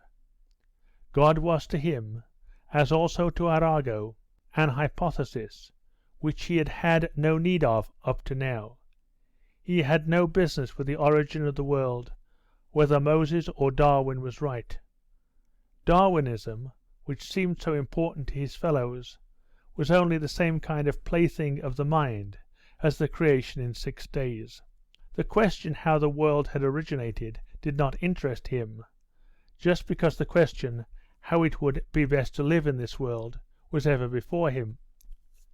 He never thought about future life, always bearing in the depth of his soul the firm and quiet conviction inherited from his forefathers and common to all labourers on the land, that just as in the world of plants and animals nothing ceases to exist, but continually changes its form, the manure into grain, the grain into a food, the tadpole into a frog, the caterpillar into a butterfly, the acorn into an oak, so man also does not perish, but only undergoes a change. He believed in this, and therefore always looked death straight in the face, and bravely bore the sufferings that lead towards it, but did not care and did not know how to speak about it. He loved work, was always employed in some practical business, and put his comrades in the way of the same kind of practical work. The other political prisoner from among the people, Markel Kondratiev, was a very different kind of man. He began to work at the age of 15, and took to smoking and drinking in order to stifle a dense sense of being wronged. He first realized he was wronged one Christmas when they, the factory children, were invited to a Christmas tree, got up by the employer's wife, where he received a farthing whistle, an apple, a gilt walnut, and a fig, while the employer's children had presents given them which seemed gifts from fairyland, and had cost more than 50 roubles, as he afterwards heard. When he was 20, a celebrated revolutionist came to their factory to work as a working girl, and noticing his superior qualities, began giving books and pamphlets to Kondratiev, and to talk and explain his position to him, and how to remedy it. When the possibility of freeing himself and others from their oppressed state rose clearly in his mind, the injustice of this state appeared more cruel and more terrible than before, and he longed passionately not only for freedom, but also for the punishment of those who had arranged and who kept up this cruel injustice. Kondratiev devoted himself with passion to the acquirement of knowledge. It was not clear to him how knowledge should bring about the realization of the social ideal, but he believed that the knowledge that had shown him the injustice of the state in which he lived would also abolish that injustice itself. Besides, knowledge would, in his opinion, raise him above others. Therefore he left off drinking and smoking, and devoted all his leisure time to study. The revolutionist gave him lessons, and his thirst for every kind of knowledge, and the facility with which he took it in, surprised her. In 2 years he had mastered algebra, geometry, history, which he was specially fond of, and made acquaintance with artistic and critical, and especially socialistic, literature. The revolutionist was arrested, and Kondratiev with her, forbidden books having been found in their possession, and they were imprisoned and then exiled to the Vologda government. There Kondratiev became acquainted with Novodvorov, and read a great deal more revolutionary literature, remembered it all, and became still firmer in his socialistic views. While in exile he became leader in a large strike, which ended in the destruction of a factory and the murder of the director. He was again arrested and condemned to Siberia. His religious views were of the same negative nature as his views of the existing economic conditions. Having seen the absurdity of the religion in which he was brought up, and having gained with great effort, and at first with fear, but later with rapture, freedom from it, he did not tire of viciously and with venom ridiculing priests and religious dogmas, as if wishing to revenge himself for the deception that had been practised on him. He was ascetic through habit, contented himself with very little, and like all those used to work from childhood, and whose muscles have been developed, he could work much and easily, and was quick at any manual labour. But what he valued most was the leisure in prisons and halting stations, which enabled him to continue his studies. He was now studying the first volume of Karl Marx, and carefully hid the book in his sack as if it were a great treasure. He behaved with reserve and indifference to all his comrades except Novodvorov, to whom he was greatly attached, and whose arguments on all subjects he accepted as unanswerable truths. He had an indefinite contempt for women, whom he looked upon as a hindrance in all necessary business. But he pitied Maslova and was gentle with her, for he considered her an example of the way the lower are exploited by the upper classes. The same reason made him dislike Nekhludoff, so that he talked little with him, and never pressed Nekhludoff's hand, but only held out his own, to be pressed when greeting him. End of Book 3, Chapter 12.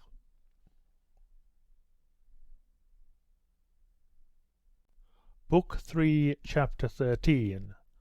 Love Affairs of the Exiles. The stove had burned up and got warm, the tea was made and poured out into mugs and cups, and milk was added to it.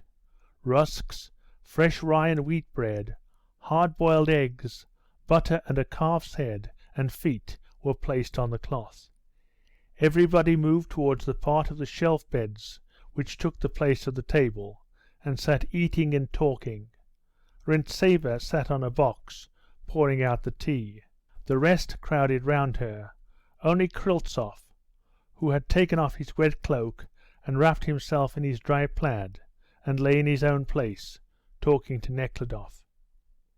After the cold and damp march, and the dirt and disorder they had found there, and after the pains they had taken to get it tidy, after having drunk hot tea and eaten, they were all in the best and brightest of spirits.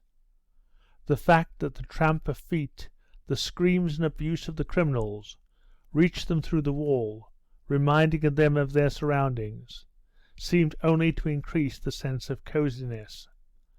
As on an island in the midst of the sea, These people felt themselves for a brief interval not swamped by the degradation and sufferings which surrounded them.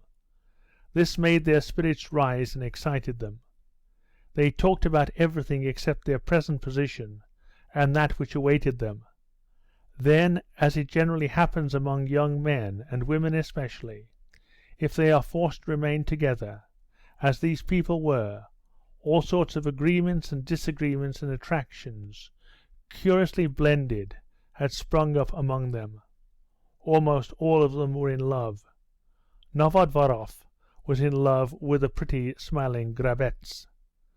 This Grabetz was a young, thoughtless girl who had gone in for a course of study, perfectly indifferent to revolutionary questions, but succumbing to the influence of the day, she compromised herself in some way and was exiled. The chief interest of her life during the time of her trial in prison and in exile was her success with men, just as it had been when she was free. Now on the way she comforted herself with the fact that Novodvorov had taken a fancy to her, and she fell in love with him. Vera Doukhova, who was very prone to fall in love herself, but did not awaken love in others, though she was always hoping for mutual love, was sometimes drawn to Nabatoff, then to Novodvorov. Kryltzoff felt something like love for Mary Pavlovna. He loved her with a man's love, but knowing how she regarded this sort of love, hid his feelings under the guise of friendship and gratitude for the tenderness with which she attended to his wants. Nabatoff and Rintseva were attached to each other by very complicated ties. Just as Mary Pavlovna was a perfectly chaste maiden, in the same way Rintseva was perfectly chaste as her own husband's wife. When only a schoolgirl of 16, she fell in love with Rintsev, a student of the Petersburg University, and married him before he left the university, when she was only 19 years old. During his 4th year at the university, her husband had become involved in the students' rows, was exiled from Petersburg, and turned revolutionist. She left the medical courses she was attending, followed him, and also turned revolutionist. If she had not considered her husband the cleverest and best of men, she would not have fallen in love with him, and if she had not fallen in love, would not have married. But having fallen in love and married him whom she thought the best and cleverest of men, she naturally looked upon life and its aims in the way the best and cleverest of men looked at them. At first he thought the aim of life was to learn, and she looked upon study as the aim of life. He became a revolutionist, and so did she. She could demonstrate very clearly that the existing state of things could not go on, and that it was everybody's duty to fight this state of things, and to try to bring about conditions in which the individual could develop freely, etc. And she imagined that she really thought and felt all this, but in reality she only regarded everything her husband thought as absolute truth, and only sought for perfect agreement, perfect identification of her own soul with his, which alone could give her full moral satisfaction. The parting with her husband and their child, whom her mother had taken, was very hard to bear, but she bore it firmly and quietly, because it was for her husband's sake, and for that cause which she had not the slightest doubt was true, since he served it. She was always with her husband in thoughts, and did not love and could not love any other any more than she had done before. But Nabotov's devoted and pure love touched and excited her. This moral, firm man, her husband's friend, tried to treat her as a sister, but something more appeared in his behaviour to her, and this something frightened them both, and yet gave colour to their life of hardship. So that in all this circle only Mary Pavlovna and Kondratiev were quite free from love affairs. End of Book 3, Chapter 13. Book 3, Chapter 14, Conversations in Prison. Expecting to have a private talk with Katusha, as usual after tea, Nekhludoff sat by the side of Kryltzoff, conversing with him. Among other things, he told him the story of Makar's crime, and about his request to him. Kryltzoff listened attentively, gazing at Nekhludoff with glistening eyes. "Yes," said Kryltzoff suddenly, "I often think that here we are going side by side with them, and who are they? The same for whose sake we are going, and yet we not only do not know them, but do not even wish to know them, and they, even worse than that, they hate us and look upon us as enemies. This is terrible." "There is nothing terrible about it," broke in Novodvorov. "The masses always worship power only. The government is in power, and they worship it and hate us.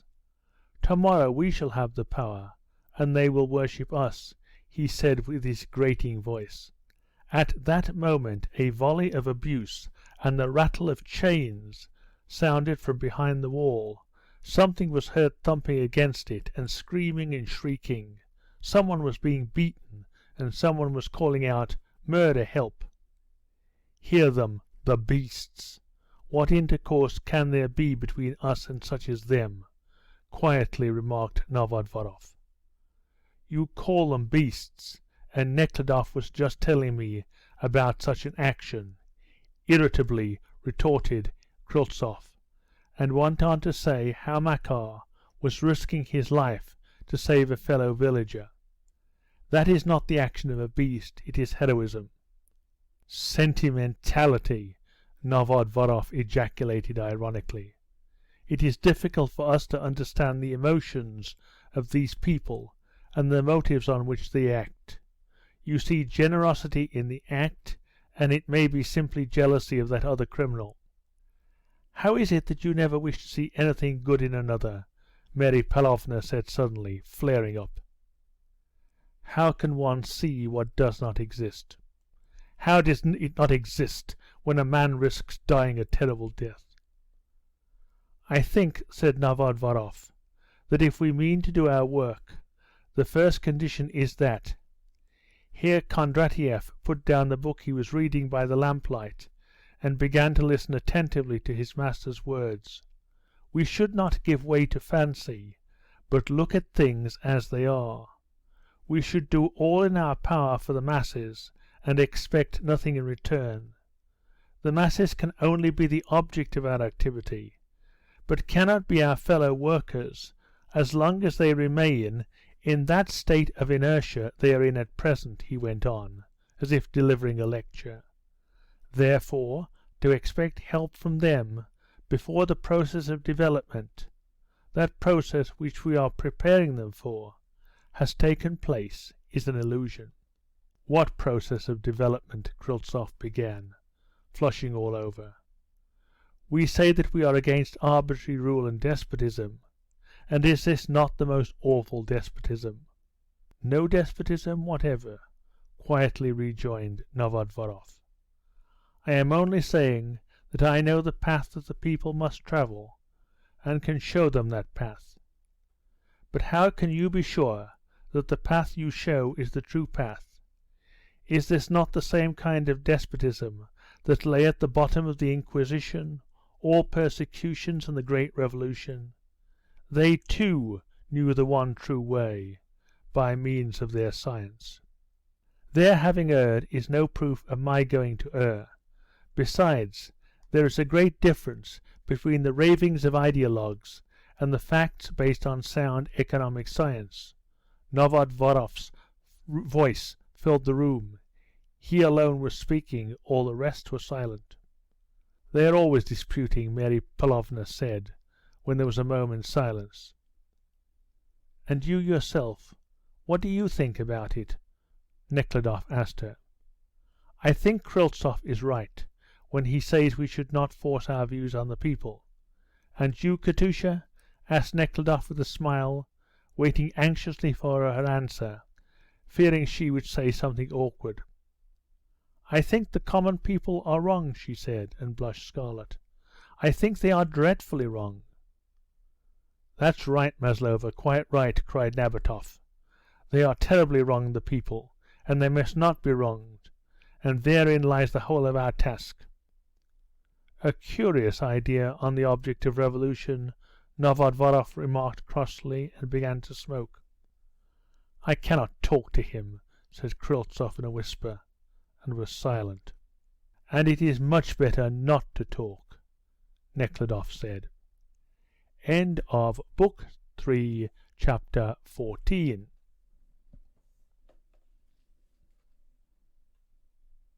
Book 3, Chapter 15. Novodvoroff. Although Novodvoroff was highly esteemed of all the revolutionists, though he was very learned and considered very wise, Nekhludoff reckoned him among those of the revolutionists who, being below the average moral level, were very far below it. His inner life was of a nature directly opposite to that of Simonson's.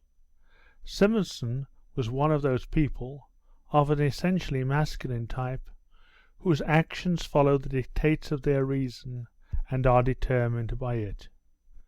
Novodvoroff belonged, on the contrary, to the class of people of a feminine type, whose reason is directed partly towards the attainment of aims set by their feelings, partly to the justification of acts suggested by their feelings.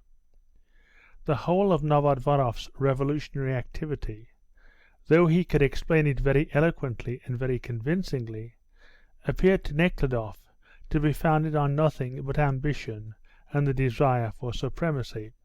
At first, his capacity for assimilating the thoughts of others, and of expressing them correctly, had given him a position of supremacy among pupils and teachers in the gymnasium and the university, where qualities such as his are highly prized, and he was satisfied. When he had finished his studies and received his diploma, he suddenly altered his views, and from a modern liberal he turned into a rabid Narodovolets, in order, so Kryltzoff, who did not like him, said, to gain supremacy in another sphere. As he was devoid of those moral and aesthetic qualities which call forth doubts and hesitation, he very soon acquired a position in the revolutionary world which satisfied him, that of the leader of a party. Having once chosen a direction, he never doubted or hesitated, and was therefore certain that he never made a mistake. Everything seemed quite simple, clear, and certain, and the narrowness and one-sidedness of his views did make everything seem simple and clear. One only had to be logical, as he said. His self-assurance was so great that it either repelled people or made them submit to him. As he carried on his work among very young people, his boundless self-assurance led them to believe him very profound and wise. The majority did submit to him, and he had a great success in revolutionary circles. His activity was directed to the preparation of a rising, in which he was to usurp the power and call together a council. A programme, composed by him, should be proposed before the council, and he felt sure that this programme of his solved every problem, and that it would be impossible not to carry it out. His comrades respected but did not love him. He did not love any one, looked upon all men of note as upon rivals, and would have willingly treated them as old male monkeys treat young ones, if he could have done it. He would have torn all mental power, every capacity from other men, so that they should not interfere with the display of his talents. He behaved well only to those who bowed before him. Now, on the journey, he behaved well to Kondratiev, who was influenced by his propaganda, to Vera Dukova and pretty little Gabretz, who were both in love with him.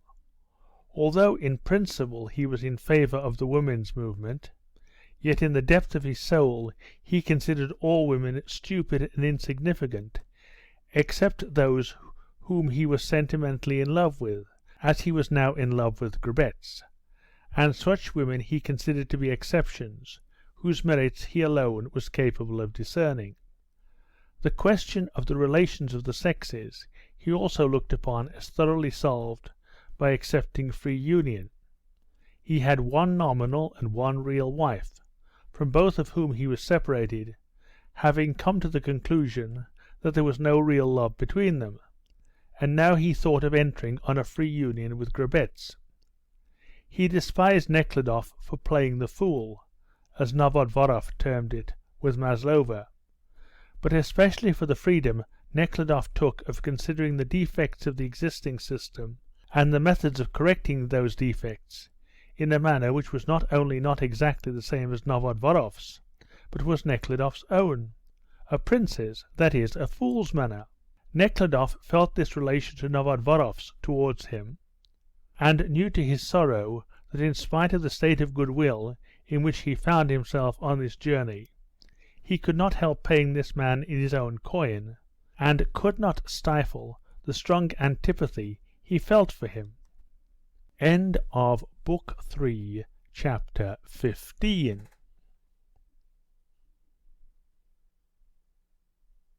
Book 3, Chapter 16. Simonson speaks to Nekhludoff.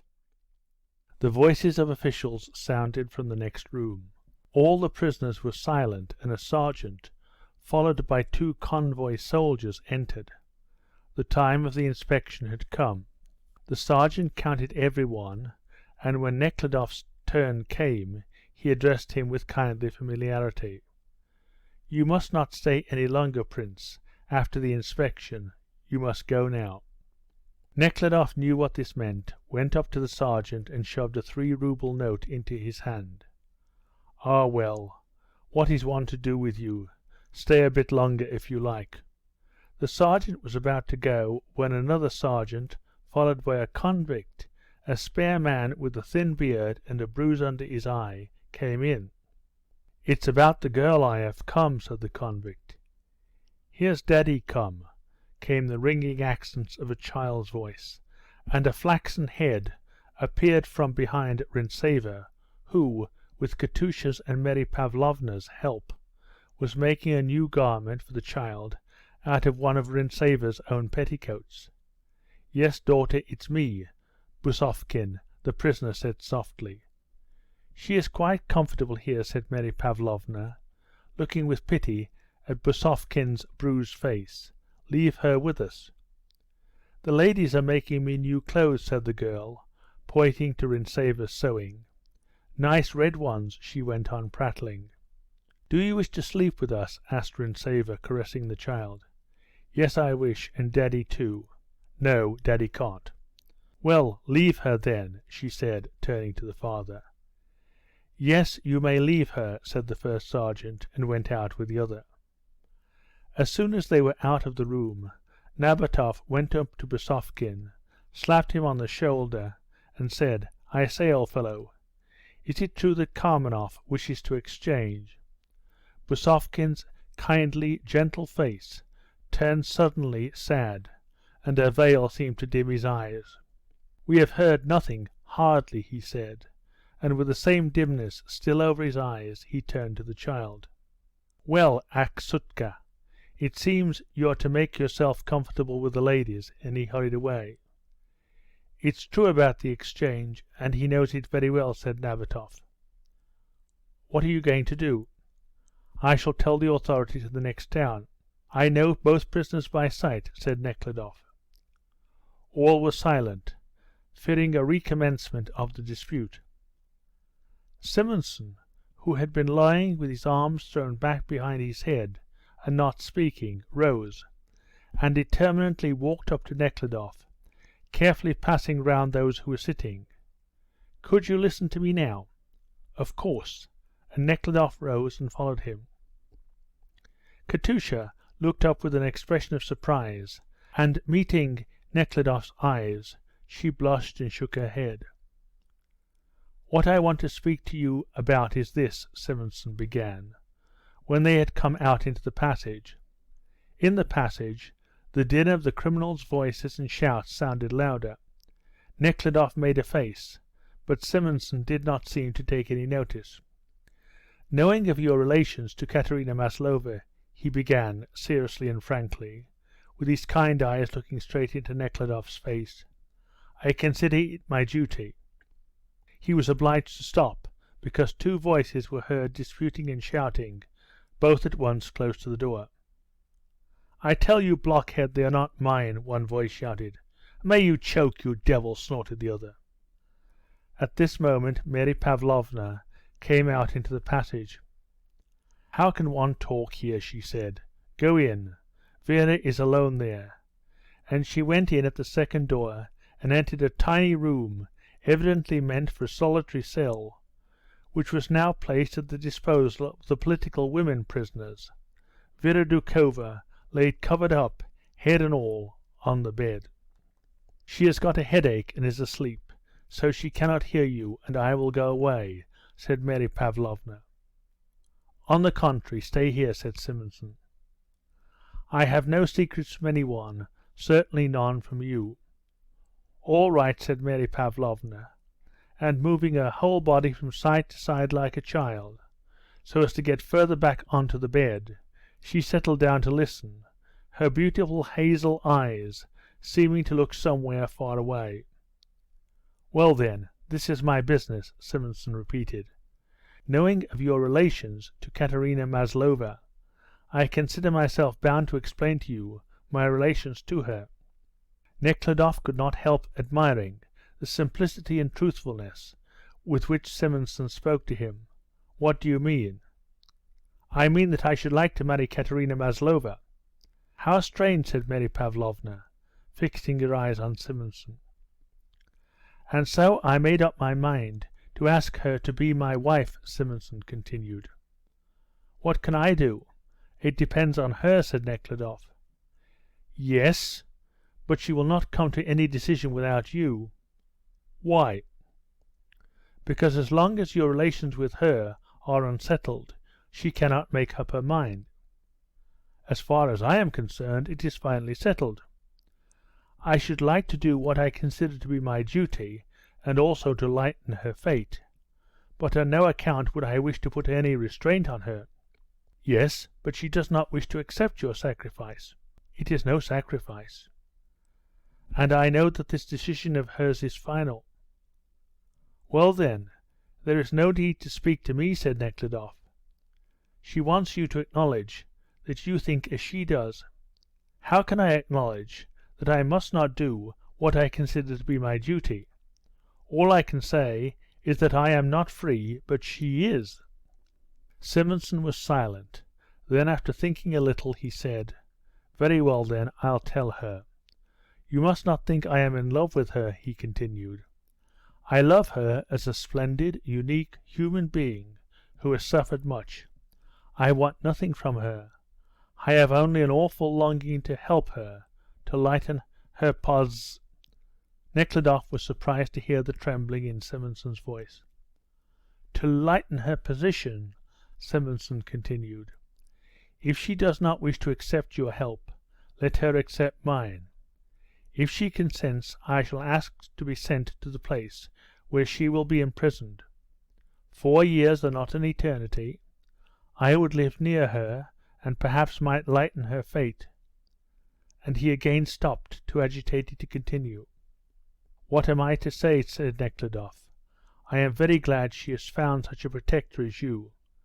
"That's what I wanted to know," Simonson interrupted. "I wanted to know if, loving her and wishing her happiness, you would consider it good for her to marry me." "Oh, yes," said Nekhludoff decidedly. "It all depends on her. I only wish that this suffering soul should find rest," said Simonson, with such childlike tenderness as no one could have expected from so morose-looking a man. Simonson rose, and stretching his lips out to Nekhludoff, smiled shyly and kissed him. "So I shall tell her," and he went away. End of Book 3, Chapter 16. Book 3, Chapter 17. I have nothing more to say. "What do you think of that?" said Mary Pavlovna. "In love, quite in love. Now that's a thing I never should have expected. That Valdemar Simonson should be in love, and in the silliest, most boyish manner. It is strange, and to say the truth it is sad," and she sighed. "But she, Katusha, how does she look at it, do you think?" Nekhludoff asked. "She," Mary Pavlovna waited, evidently wishing to give as exact an answer as possible. "She. Well, you see, in spite of her past, she has one of the most moral natures, and such fine feelings. She loves you well, and is happy to be able to do you even the negative good of not letting you get entangled with her. Marriage with you would be a terrible fall for her, worse than all that's past, and therefore she will never consent to it. And yet your presence troubles her. Well, what am I to do? Ought I to vanish?" Mary Pavlovna smiled her sweet, childlike smile, and said, "Yes, partly. How is one to vanish partly? I am talking nonsense. But as for her, I should like to tell you that she probably sees the silliness of this rapturous kind of love. He has not spoken to her, and is both flattered and afraid of it. I am not competent to judge in such affairs, you know. Still I believe that on his part it is the most ordinary man's feeling, though it is masked. He says that this love arouses his energy and is platonic, but I know that even if it is exceptional, still at the bottom it is degrading." Mary Pavlovna had wandered from the subject, having started on her favourite theme. "Well, but what am I to do?" Nekhludoff asked. "I think you should tell her everything. It is always best that everything should be clear. Have a talk with her. I shall call her. Shall I?" said Mary Pavlovna. "If you please," said Nekhludoff, and Mary Pavlovna went. A strange feeling overcame Nekhludoff when he was alone in the little room with the sleeping Vera Doukhova, listening to her soft breathing, broken now and then by moans, and to the incessant dirt that came through the two doors that separated him from the criminals. What Simonson had told him freed him from the self-imposed duty, which had seemed hard and strange to him in his weak moments, and yet now he felt something that was not merely unpleasant, but painful. He had a feeling that this offer of Simonson's destroyed the exceptional character of his sacrifice, and thereby lessened its value in his own and others' eyes. If so good a man, who was not bound to her by any kind of tie, wanted to join his fate to hers, then this sacrifice was not so great. There may also have been an admixture of ordinary jealousy. He had got so used to her love that he did not like to admit that she loved another. Then it also upset the plans he had formed of living near her while she was doing her term. If she married Simonson, his presence would be unnecessary, and he would have to form new plans. Before he had time to analyze his feelings, the loud din of the prisoners' voices came in with a rush. Something special was going on among them today, as the door opened to let Katusha in. She stepped briskly close up to him and said, "Mary Pavlovna has sent me." "Yes. I must have a talk with you. Sit down. Valdemar Simonson has been speaking to me." She sat down and folded her arms in her lap and seemed quite calm, but hardly had Nekhludoff uttered Simonson's name when she flushed crimson. "What did he say?" she asked. "He told me he wanted to marry you." Her face suddenly puckered up with pain, but she said nothing and only cast down her eyes. "He is asking for my consent or my advice. I told him that it all depends entirely on you, that you must decide." "Ah, what does it all mean? Why?" she muttered, and looked in his eyes with that peculiar squint that always strangely affected Nekhludoff. They sat silent for a few minutes, looking into each other's eyes, and this look told much to both of them. "You must decide," Nekhludoff repeated. "What am I to decide? Everything has long been decided." "No, you must decide whether you will accept Mr. Simonson's offer," said Nekhludoff. "What sort of a wife can I be? I, a convict? Why should I ruin Mr. Simonson too?" she said with a frown. "Well, but if the sentence should be mitigated—" "Oh, leave me alone. I have nothing more to say," she said, and rose to leave the room. End of Book 3, Chapter 17.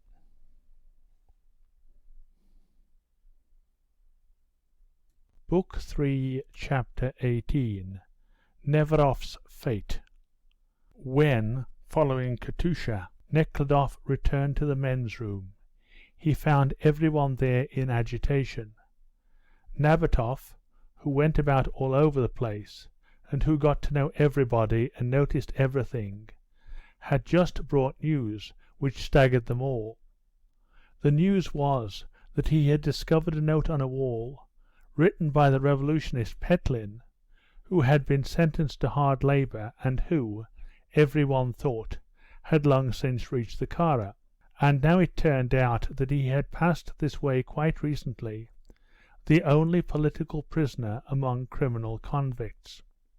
On the 17th of August, so ran the note, I was sent off alone with the criminals. Neveroff was with me, but hanged himself in the lunatic asylum in Kazan. I am well and in good spirits and hope for the best. All were discussing Petlin's position and the possible reasons of Neveroff's suicide.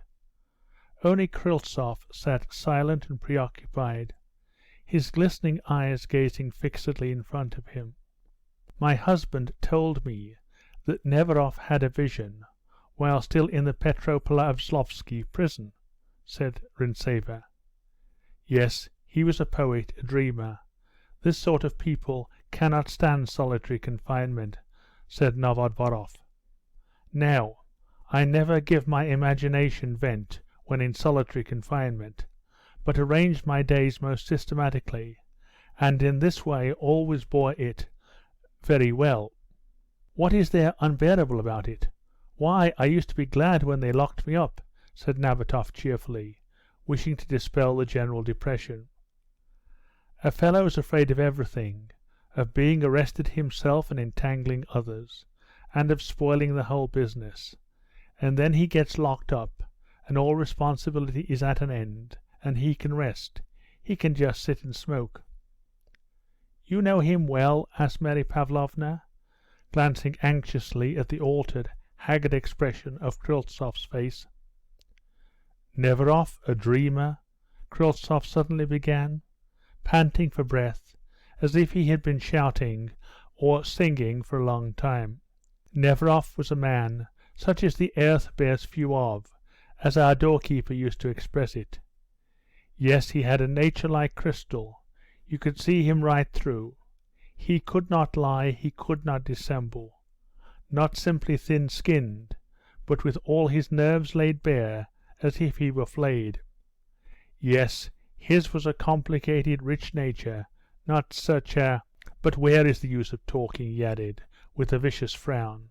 Shall we first educate the people, and then change the forms of life, or first change the forms, and then struggle, using peaceful propaganda or terrorism? So we go on disputing while they kill. They do not dispute. They know their business.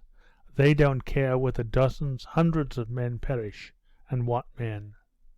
No, that the best should perish is just what they want.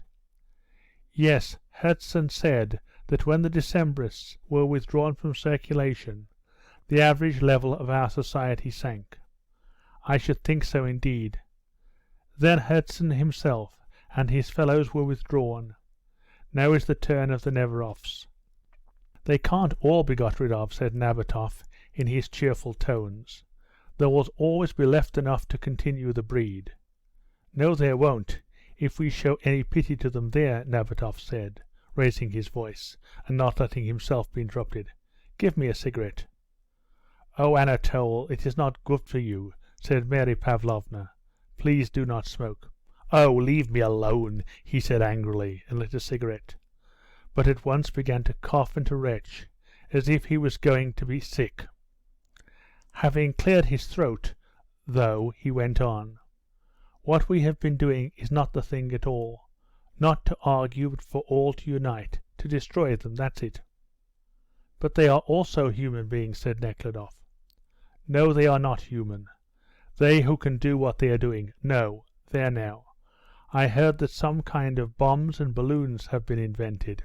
Well, one ought to go up in such a balloon and sprinkle bombs down on them, as if they were bugs, until they were all exterminated. Yes, because—" He was going to continue, but flushing all over, he began coughing worse than before, and a stream of blood rushed from his mouth. Nabatoff ran to get ice. Mary Pavlovna brought valerian drops and offered them to him, but he, breathing quickly and heavily, pushed her away with his thin white hand and kept his eyes closed. When the ice and cold water had eased Kryltzoff a little, and he had been put to bed, Nekhludoff, having said good night to everybody, went out with a sergeant, who had been waiting for him some time. The criminals were now quiet, and most of them were asleep. Though the people were lying on and under the bed shelves and in the space between, they could not all be placed inside the rooms, and some of them lay in the passage with their sacks under their heads and covered with their cloaks. The moans and sleepy voices came through the open doors and sounded through the passage. Everywhere lay compact heaps of human beings covered with prison cloaks. Only a few men who were sitting in the bachelor's room by the light of a candle end, which they put out when they noticed the sergeant, were awake, and an old man who sat naked under the lamp in the passage, picking the vermin off his shirt. The foul air in the political prisoners' rooms seemed pure compared to the stinking closeness here.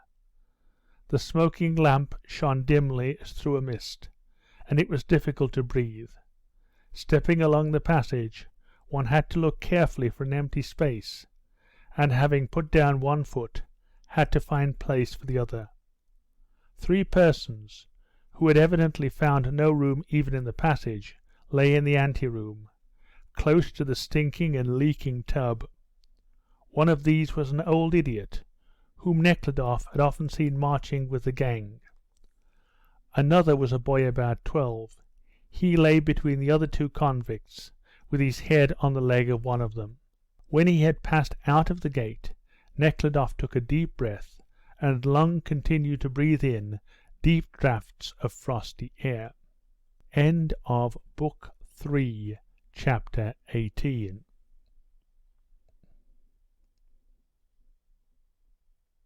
Book 3, Chapter 19.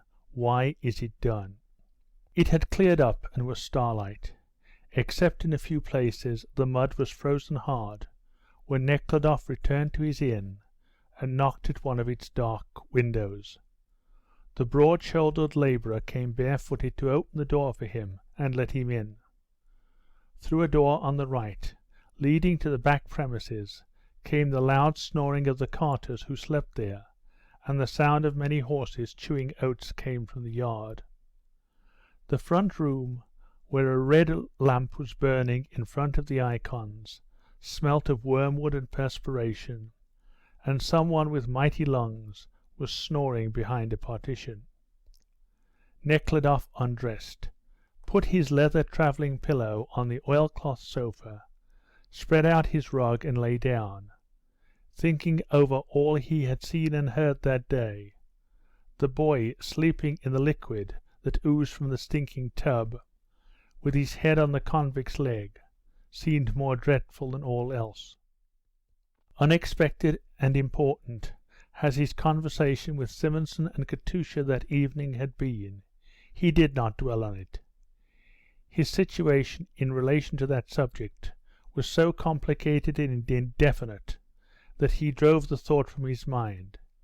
but the picture of those unfortunate beings inhaling the noisome air, and lying in the liquid oozing out of the stinking tub, especially that of the boy, with his innocent face asleep on the leg of a criminal, came all the more vividly to his mind, and he could not get it out of his head. To know that somewhere far away there are men who torture other men by inflicting all sorts of humiliations and inhuman degradation and sufferings on them, or for 3 months incessantly to look on while men were inflicting these humiliations and sufferings on other men, is a very different thing. And Nekhludoff felt it.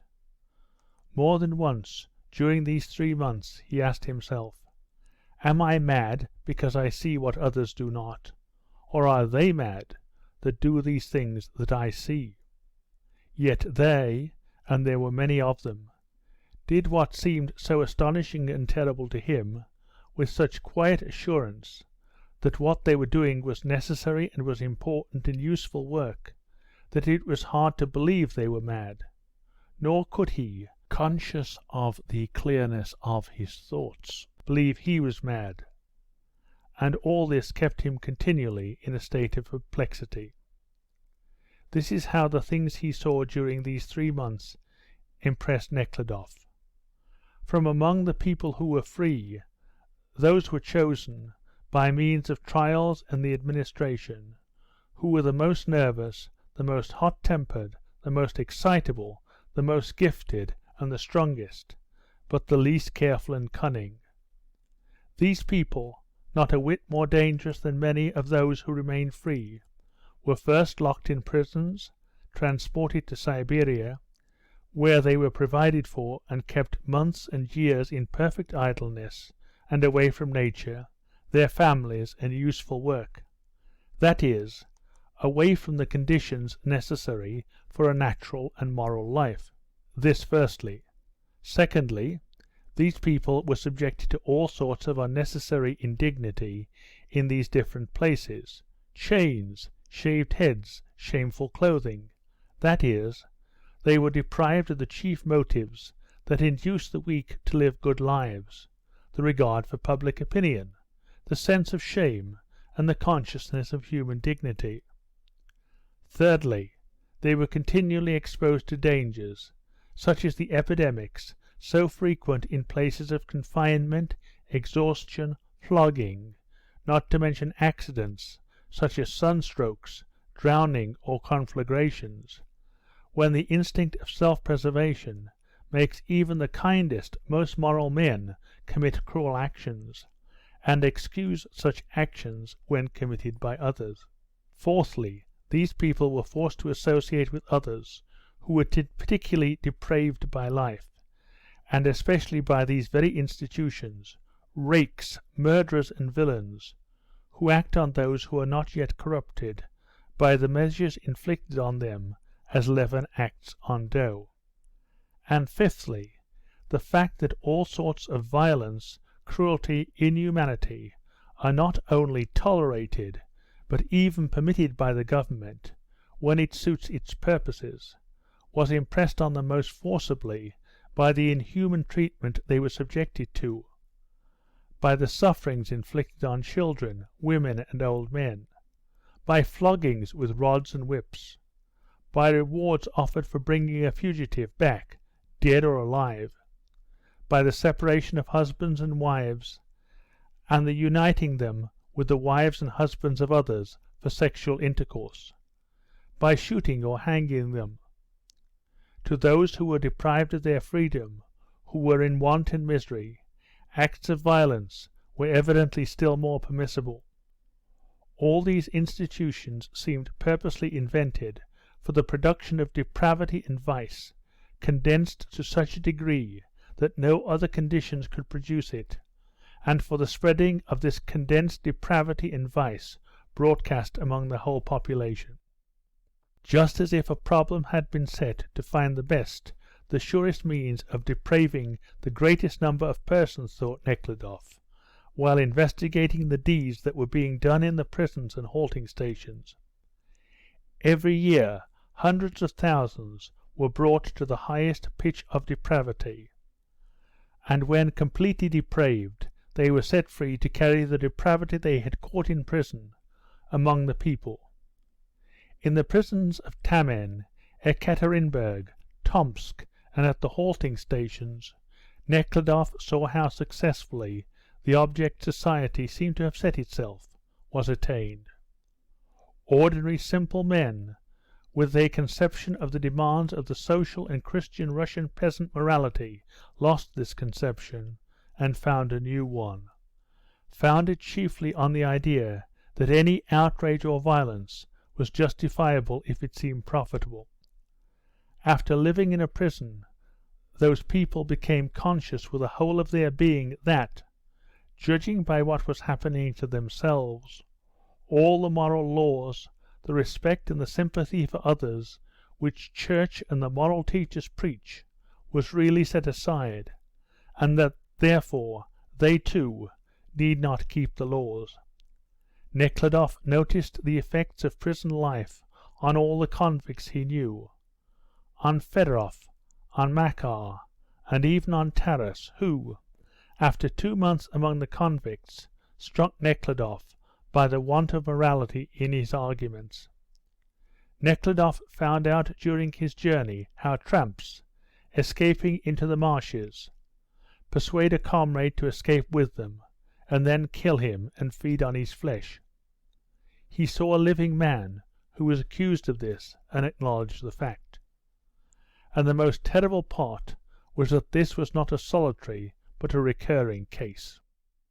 Only by a special cultivation of vice, such as was perpetrated in these establishments, could a Russian be brought to the state of this tramp, who excelled Nietzsche's newest teaching, and held that everything was possible and nothing forbidden, and who spread this teaching first among the convicts and then among the people in general. The only explanation of all that was being done was the wish to put a stop to crime by fear, by correction, by lawful vengeance, as it was written in the books. But in reality nothing in the least resembling any of these results came to pass. Instead of vice being put a stop to, it only spread further. Instead of being frightened, the criminals were encouraged. Many a tramp returned to prison of his own free will. Instead of being corrected, every kind of vice was systematically instilled, while the desire for vengeance did not weaken by the measures of the government, but was bred in the people who had none of it. Then why is it done? Nekhludoff asked himself, but could find no answer. And what seemed most surprising was that all this was not being done accidentally, not by mistake, not once, but that he had continued for centuries, with this difference only, that at first the people's nostrils used to be torn and their ears cut off, then they were branded, and now they were manacled and transported by steam instead of on the old carts. The arguments brought forward by those in government service, who said that the things which aroused his indignation were simply due to the imperfect arrangements of the places of confinement, and that they could all be put to rights if prisons of a modern type were built, did not satisfy Nekhludoff, because he knew that what revolted him was not the consequence of a better or worse arrangement of the prisons. He had read of model prisons with electric bells, of executions by electricity recommended by Tard, but this refined kind of violence revolted him even more.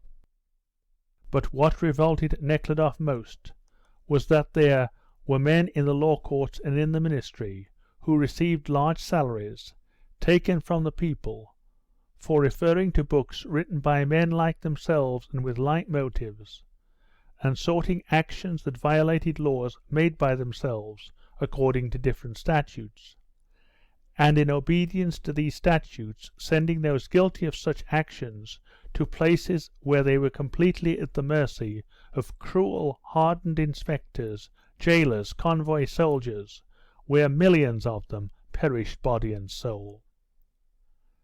Now that he had a closer knowledge of prisons, Nekhludoff found out that all those vices which developed among the prisoners, drunkenness, gambling, cruelty, and all these terrible crimes, even cannibalism, were not casual or due to degeneration or to the existence of monstrosities of the criminal type, as science, going hand in hand with the government, explained it, but an unavoidable consequence of the incomprehensible delusion that men may punish one another. Nekhludoff saw that cannibalism did not commence in the marshes but in the ministry. He saw that his brother-in-law, for example, and, in fact, all the lawyers and officials, from the usher to the minister, did not care in the least for justice or the good of the people about whom they spoke, but only for the roubles they were paid for doing the things that were the source whence all this degradation and suffering flowed. This was quite evident. Can it be, then, that all this is done simply through misapprehension? Could it not be managed that all these officials should have their salaries secured to them, and a premium paid them besides, so that they should leave off doing all that they were doing now, Nekhludoff thought, and, in spite of the fleas that seemed to spring up round him like water from a fountain whenever he moved, he fell fast asleep. End of Book 3, Chapter 19.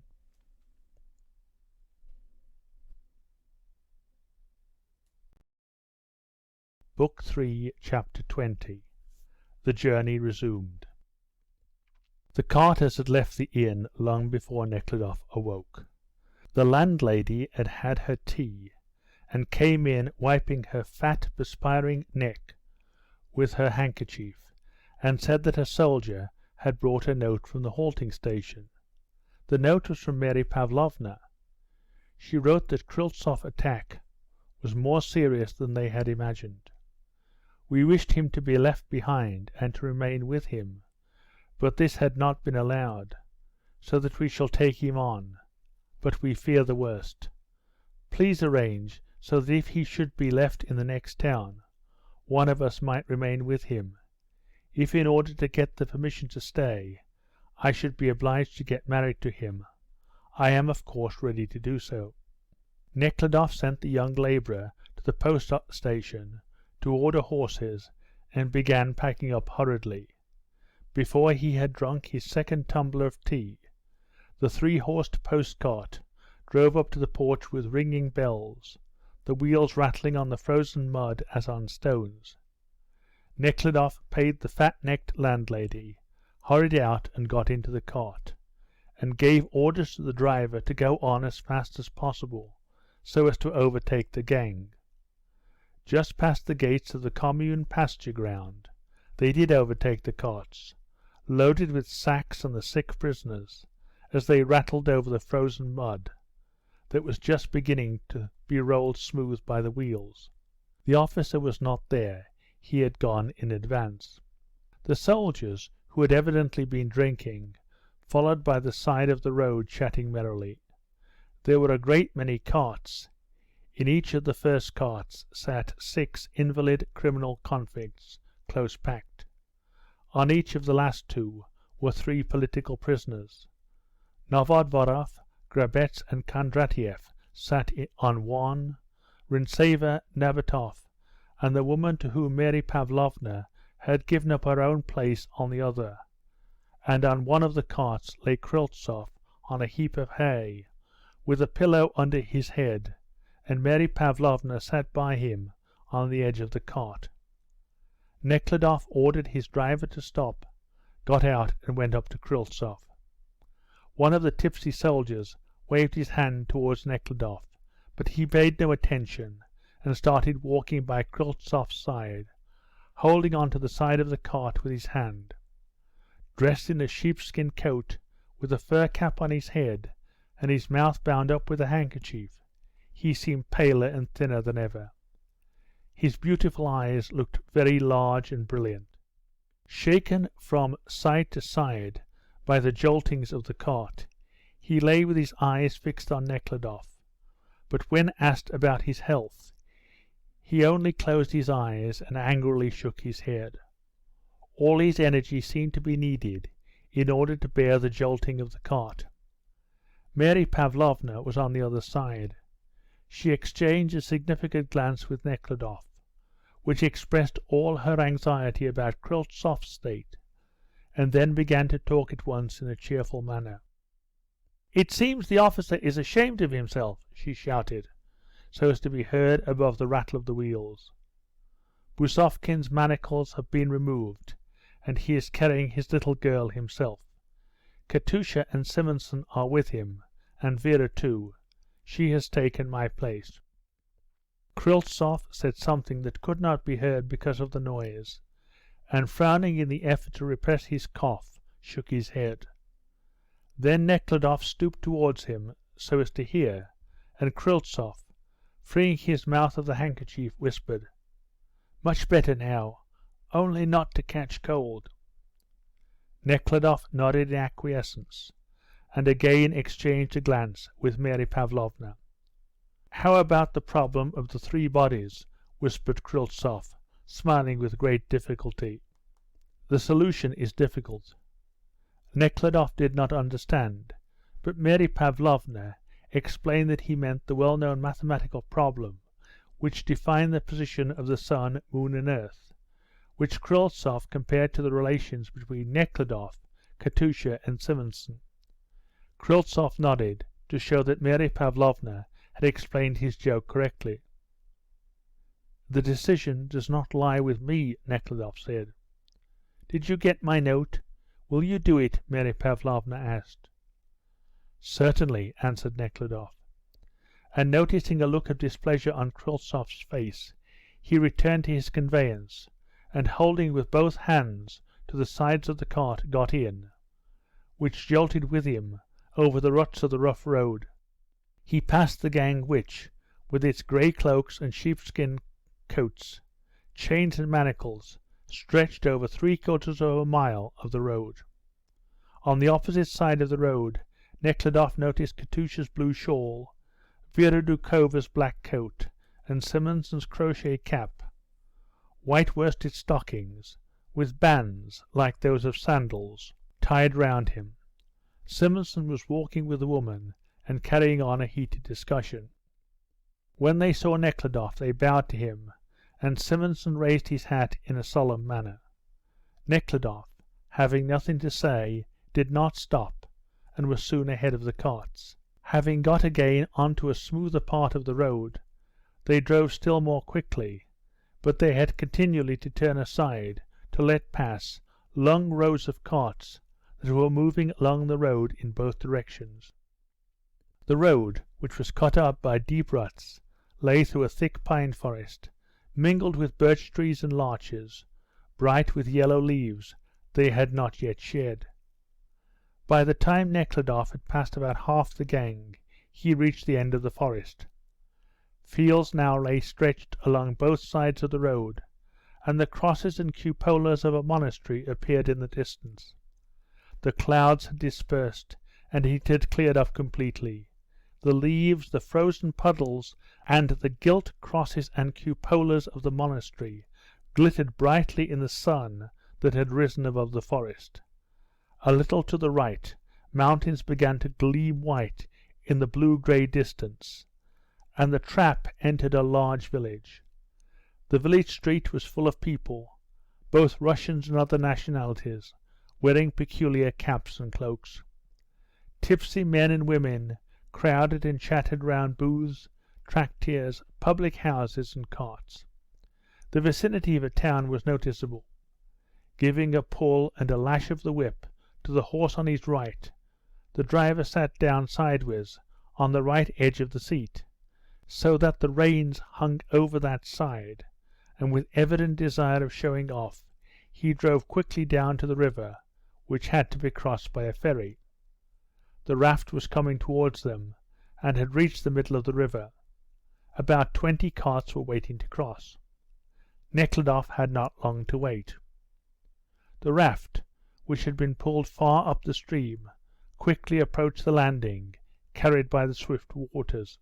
the tall, silent, broad-shouldered, muscular ferryman, dressed in sheepskins, threw the ropes and moored the raft with practised hand, landed the carts that were on it, and put those that were waiting on the bank on board. The whole raft was filled with vehicles and horses shuffling at the sight of the water. The broad, swift river splashed against the sides of the ferryboats, tightening their moorings. When the raft was full, and Nekhludoff's cart, with the horses taken out of it, stood closely surrounded by other carts on the side of the raft, the ferryman barred the entrance, and paying no heed to the prayers of those who had not found room in the raft, unfastened the ropes and set off. All was quiet on the raft. One could hear nothing but the tramp of the ferryman's boots and the horses changing from foot to foot. End of Book 3, Chapter 20. Book 3, Chapter 21. Just a worthless tramp. Nekhludoff stood on the edge of the raft, looking at the broad river. Two pictures kept rising up in his mind. One, that of Kryltzoff, unprepared for death and dying, made a heavy, sorrowful impression on him.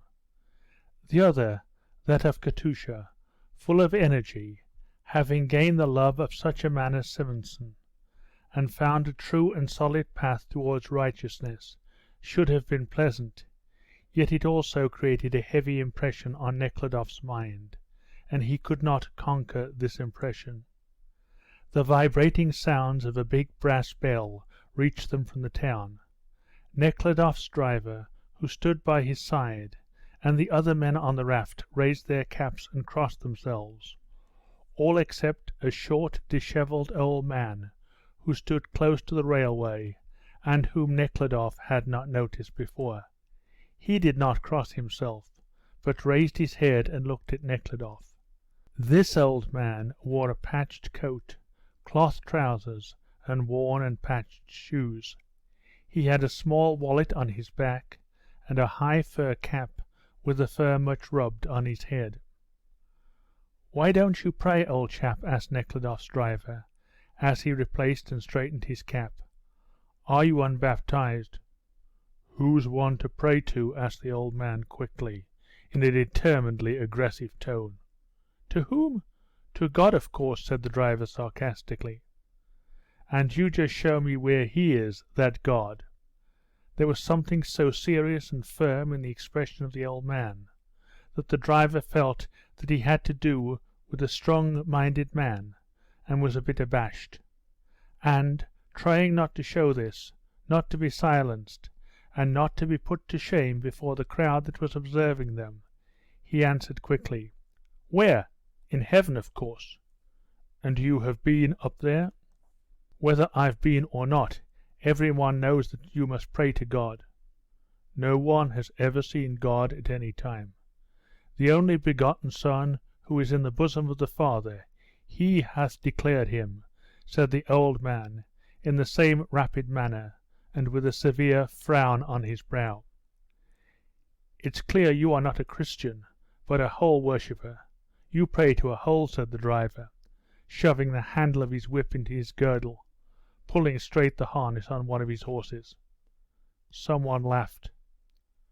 "What is your faith, Dad?"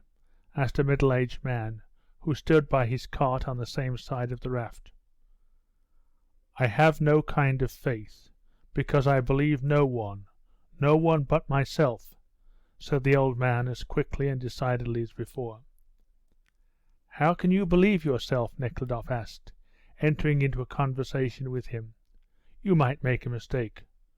"Never in your life," the old man said decidedly, with a toss of his head. "Then why are there different faiths?" Nekhludoff asked.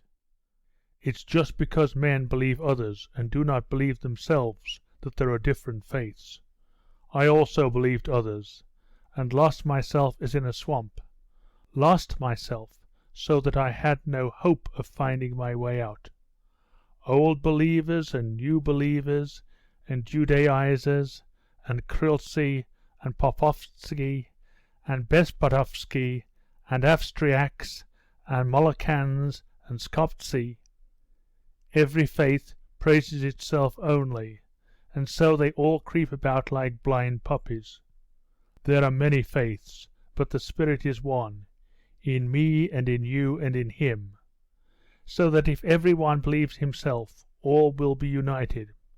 Every one be himself, and all will be as one. The old man spoke loudly and often looked round, evidently wishing that as many as possible should hear him. And have you held long to this faith? Aye, a long time. This is the 23rd year that they persecute me. Persecute you? How? As they persecuted Christ, so they persecute me. They seize me, and take me before the courts, and before the priests, the scribes and the Pharisees. Once they put me in a madhouse. But they can do nothing because I am free. They say, "What is your name?" thinking I shall name myself. But I do not give myself a name. I have given up everything. I have no name, no place, no country, nor anything. I am just myself. What is your name? Man. How old are you? I say, I do not count my years and cannot count them, because I always was, I always shall be. Who are your parents? I have no parents except God and Mother Earth.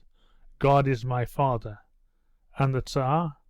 Do you recognize the Tsar, they say? I say, why not?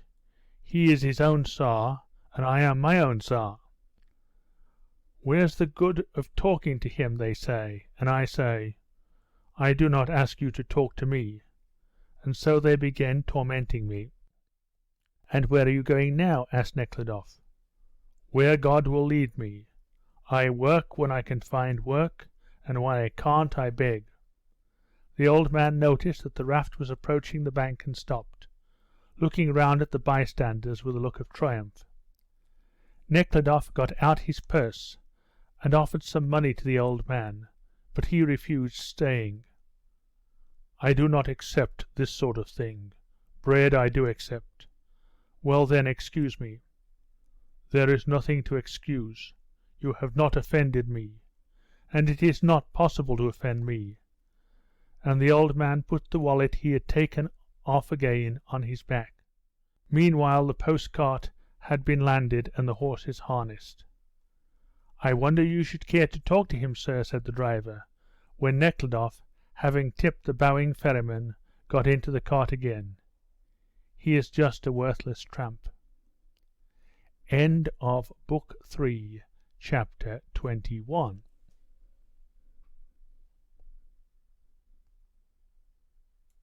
Book 3, Chapter 22. Nekhludoff sees the General. When they got to the top of the hill bank, the driver turned to Nekhludoff. Which hotel am I to drive to? Which is the best? Nothing could be better than the Siberian, but Dukov's is also good. Drive to whichever you like. The driver again seated himself sideways and drove faster. The town was like all such towns. The same kind of houses with attic windows and green roofs, the same kind of cathedral, the same kind of shops and stores in the principal street, and even the same kind of policemen. Only the houses were almost all of them wooden, and the streets were not paved. In one of the chief streets the driver stopped at the door of a hotel, but there was no room to be had, so he drove to another. And here Nekhludoff, after 2 months, found himself once again in surroundings such as he had been accustomed to, as far as comfort and cleanliness went. Though the room he was shown to was simple enough, yet Nekhludoff felt greatly relieved to be there after 2 months of post-carts, country inns and halting stations. His first business was to clean himself of the lice which he had never been able to get thoroughly rid of after visiting a halting station. When he had unpacked, he went to the Russian bath, after which he made himself fit to be seen in a town, put on a starched shirt, trousers that had got rather creased along the seams, a frock coat and an overcoat, and drove to the governor of the district. The hotel keeper called in his Vozchik, whose well-fed Kirghiz horse and vibrating trap soon brought Nekhludoff to the large porch of a big building, in front of which stood sentinels and a policeman. The house had a garden in front, and at the back, among the naked branches of aspen and birch trees, there grew thick and dark green pines and firs. The general was not well, and did not receive, but Nekhludoff asked the footman to hand in his card all the same, and the footman came back with a favourable reply. "You are asked to come in." The hall, the footman, the orderly, the staircase, the dancing room, with its well-polished floor, were very much the same as in Petersburg, only more imposing and rather dirtier. Nekhludoff was shown into the cabinet.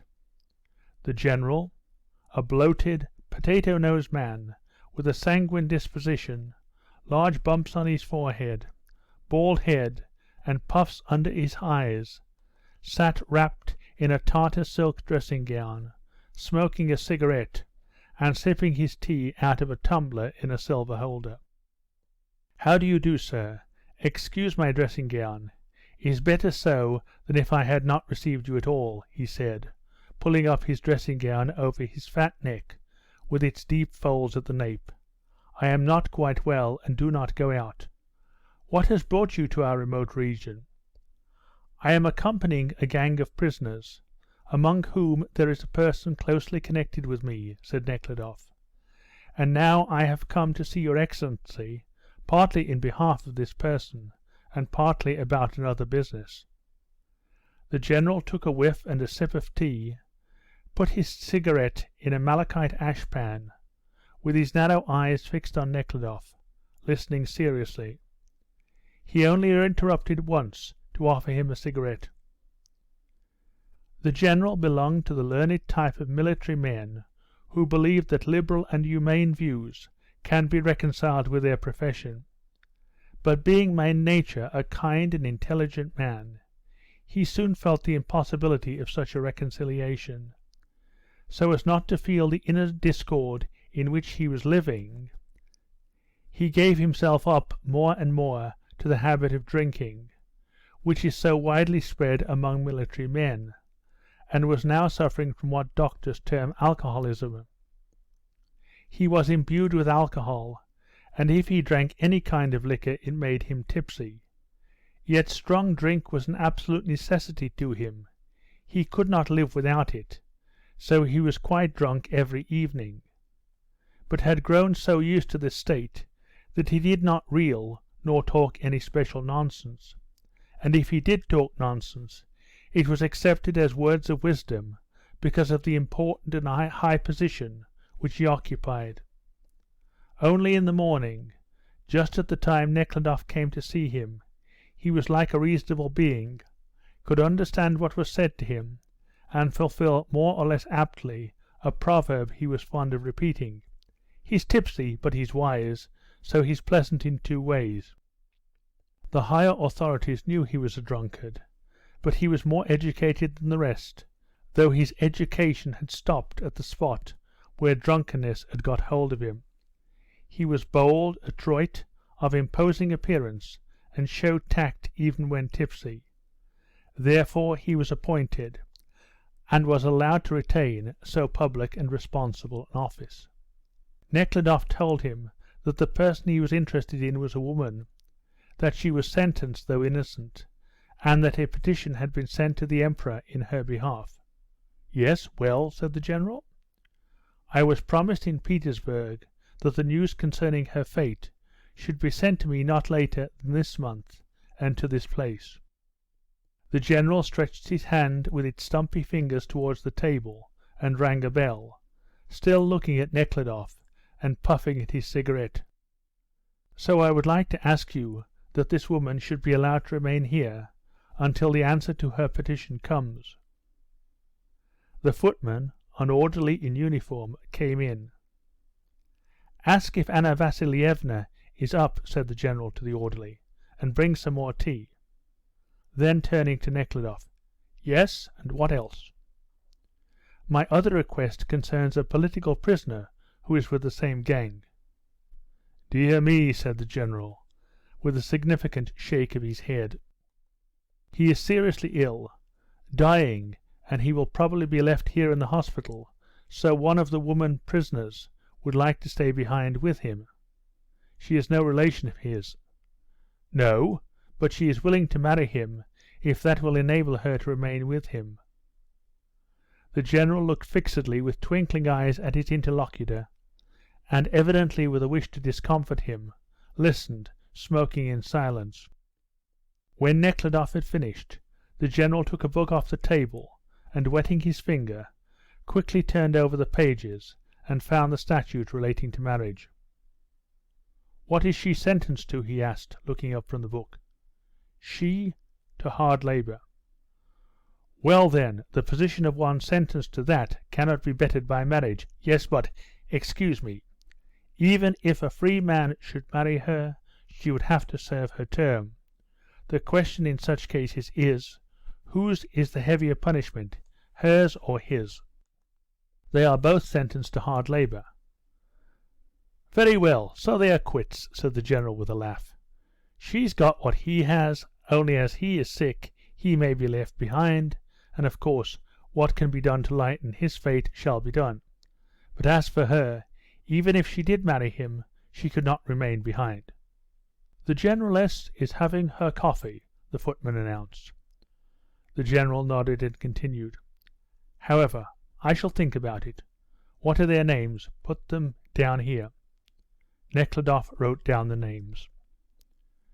Nekhludoff's request to be allowed to see the dying man, the General answered by saying, Neither can I do that. Of course I do not suspect you, but you take an interest in him and in the others, and you have money, and here with us anything can be done with money. I have been told to put down bribery, but how can I put down bribery when everybody takes bribes? And the lower their rank, the more ready they are to be bribed. How can one find it out across more than 3,000 miles? There, any official is a little Tsar, just as I am here, and he laughed. You have, in all likelihood, been to see the political prisoners. You gave money and got permission to see them, he said with a smile. Is it not so? Yes, it is. I quite understand that you had to do it. You pity a political prisoner and wish to see him. And the inspector or the convoy soldier accepts, because he has a salary of twice 20 kopecks and a family, and he can't help accepting it. In his place and yours, I should have acted in the same way as you and he did. But in my position, I do not permit myself to swerve an inch from the letter of the law, just because I am a man and might be influenced by pity. But I am a member of the executive, and I have been placed in a position of trust on certain conditions, and these conditions I must carry out. Well, so this business is finished, and now let us hear what is going on in the metropolis. And the General began questioning, with the evident desire to hear the news, and to show how very human he was. End of Book 3, Chapter 22.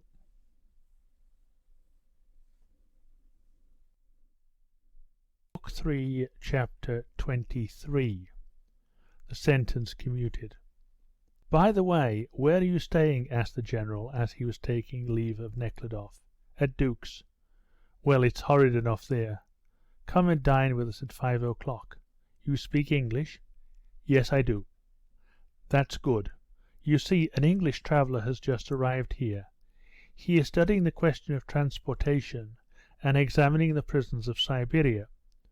Well, he is dining with us tonight, and you come and meet him. We dine at 5, and my wife expects punctuality. Then I shall also give you an answer what to do about that woman, and perhaps it may be possible to leave someone behind with the sick prisoner. Having made his bow to the General, Nekhludoff drove to the post office, feeling himself in an extremely animated and energetic frame of mind. The post office was a low vaulted room. Several officials sat behind a counter serving the people, of whom there was quite a crowd. One official sat with his head bent to one side and kept stamping the envelopes, which he slipped dexterously under the stamp. Nekhludoff had not long to wait. As soon as he had given his name, everything that had come for him by post was at once handed to him. There was a good deal, letters and money and books, and the last number of Fatherland notes. Nekhludoff took all these things to a wooden bench, on which a soldier with a book in his hand sat watching for something, took the seat by his side, and began sorting the letters. Among them was one registered letter in a fine envelope, with a distinctly stamped bright red seal. He broke the seal, and seeing a letter from Selenin, and some official paper inside the envelope, he felt the blood rush to his face and his heart stood still. It was the answer to Katusha's petition. What would that answer be? Nekhludoff glanced hurriedly through the letter, written in an illegibly small, hard and cramped hand, and breathed a sigh of relief. The answer was a favourable one. "Dear friend," wrote Selenin, "our last talk has made a profound impression on me. You were right concerning Maslova. I looked carefully through the case, and see that shocking injustice has been done her. It could be remedied only by the Committee of Petitions before which you laid it. I managed to assist at the examination of the case, and I enclose herewith the copy of the mitigation of the sentence. Your aunt, the Countess Katerina Ivanovna, gave me the address which I am sending this to. The original document has been sent to the place where she was imprisoned before her trial, and will from there be probably sent at once to the principal government office in Siberia. I hasten to communicate this glad news to you, and warmly press your hand. Yours, Selenin." The document ran thus: His Majesty's Office for the Reception of Petitions, addressed to His Imperial name. Here followed the date. By order of the Chief of His Majesty's Office for the Reception of Petitions, addressed to His Imperial name. The Menshanka Katerina Maslova is hereby informed that His Imperial Majesty, with reference to her most loyal petition, condescending to her request, deigns to order that her sentence to hard labour should be commuted to one of exile to the less distant districts of Siberia. This was joyful and important news. All that Nekhludoff could have hoped for Katusha, and for himself also, had happened. It was true that the new position she was in brought new complications with it. While she was a convict, marriage with her could only be fictitious, and would have had no meaning, except that he would have been in a position to alleviate her condition. And now there was nothing to prevent their living together, and Nekhludoff had not prepared himself for that. And besides, what of her relations to Simonson? What was the meaning of her words yesterday? If she consented to a union with Simonson, would it be well? He could not unravel all these questions, and gave up thinking about it. It will all clear itself up later on, he thought. I must not think about it now, but convey the glad news to her as soon as possible, and set her free. He thought that the copy of the document he had received would suffice. So when he left the post office, he told the isvostchik to drive him to the prison. Though he had received no order from the governor to visit the prison that morning, he knew by experience that it was easy to get from the subordinates what the higher officials would not grant. So now he meant to try and get into the prison, to bring Katusha the joyful news, and perhaps to get her set free, and at the same time to inquire about Kryltzoff's state of health, and tell him and Mary Pavlovna what the general had said. The prison inspector was a tall, imposing-looking man, with moustaches and whiskers that twisted towards the corners of his mouth. He received Nekhludoff very gravely, and told him plainly that he could not grant an outsider the permission to interview the prisoners without a special order from his chief. To Nekhludoff's remark that he had been allowed to visit the prisoners even in the cities, he answered, "That may be so, but I do not allow it," and his tone implied, "You city gentlemen may think to surprise and perplex us, but we in Eastern Siberia also know what the law is, and may even teach it you." The copy of a document straight from the Emperor's own office did not have any effect on the prison inspector either. He decidedly refused to let Nekhludoff come inside the prison walls.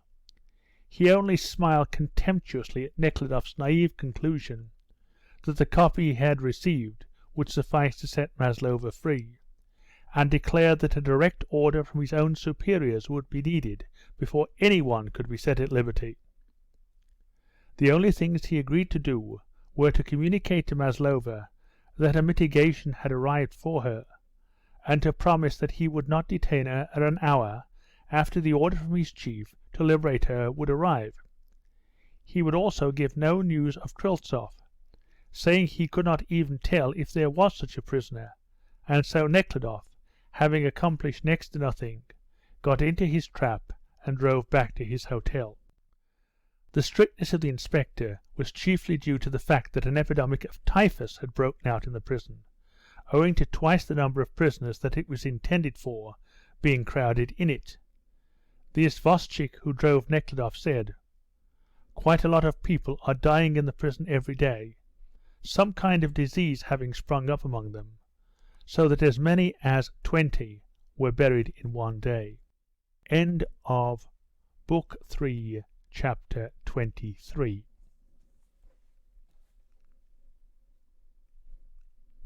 Book 3, Chapter 24. The General's Household.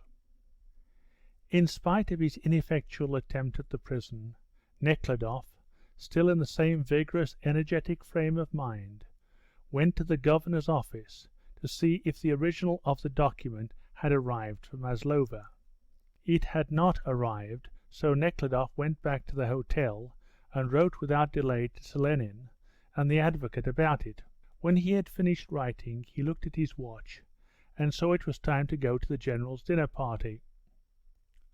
On the way he again began wondering how Katusha would receive the news of the mitigation of her sentence, where she would be settled, how he should live with her, what about Simonson, what would his relations to her be. He remembered the change that had taken place in her, and this reminded him of her past. "I must forget it for the present," he thought, and again hastened to drive her out of his mind. "When the time comes I shall see," he said to himself, and began to think of what he ought to say to the general. The dinner at the general's, with a luxury habitual to the lives of the wealthy and those of high rank, to which Nekhludoff had been accustomed, was extremely enjoyable after he had been so long deprived not only of luxury, but even of the most ordinary comforts. The mistress of the house was a Petersburg grande dame of the old school, a maid of honour at the court of Nicholas I, who spoke French quite naturally and Russian very unnaturally. She held herself very erect, and, moving her hands, she kept her elbows close to her waist. She was kindly and somewhat sadly considerate for her husband, and extremely kind to all her visitors, though with a tinge of difference in her behaviour according to their position. She received Nekhludoff as if he were one of them, and her fine, almost imperceptible flattery made him once again aware of his virtues and gave him a feeling of satisfaction. She made him feel that she knew of that honest, though rather singular step of his, which had brought him to Siberia, and held him to be an exceptional man. This refined flattery and the elegance and luxury of the general's house had the effect of making Nekhludoff succumb to the enjoyment of the handsome surroundings, the delicate dishes, and the ease and pleasure of intercourse with educated people of his own class, so that the surroundings in the midst of which he had lived for the last months seemed a dream from which he had awakened to reality. Besides those of the household, the general's daughter and her husband, and an aide-de-camp. There were an Englishman, a merchant interested in gold mines, and the governor of a distant Siberian town. All these people seemed pleasant to Nekhludoff. The Englishman, a healthy man with a rosy complexion, who spoke very bad French, but whose command of his own language was very good and oratorically impressive, who had seen a great deal, was very interesting to listen to when he spoke about America, India, Japan, and Siberia. The young merchant interested in the gold mines, the son of a peasant, whose evening dress was made in London, who had diamond studs to his shirt, possessed a fine library, contributed freely to philanthropic work, and held liberal European views, seemed pleasant to Nekhludoff as a sample of a quite new and good type of civilized European culture, grafted onto a healthy, uncultivated peasant stem. The governor of the distant Siberian town was that same man who had been so much talked about in Petersburg at the time Nekhludoff was there.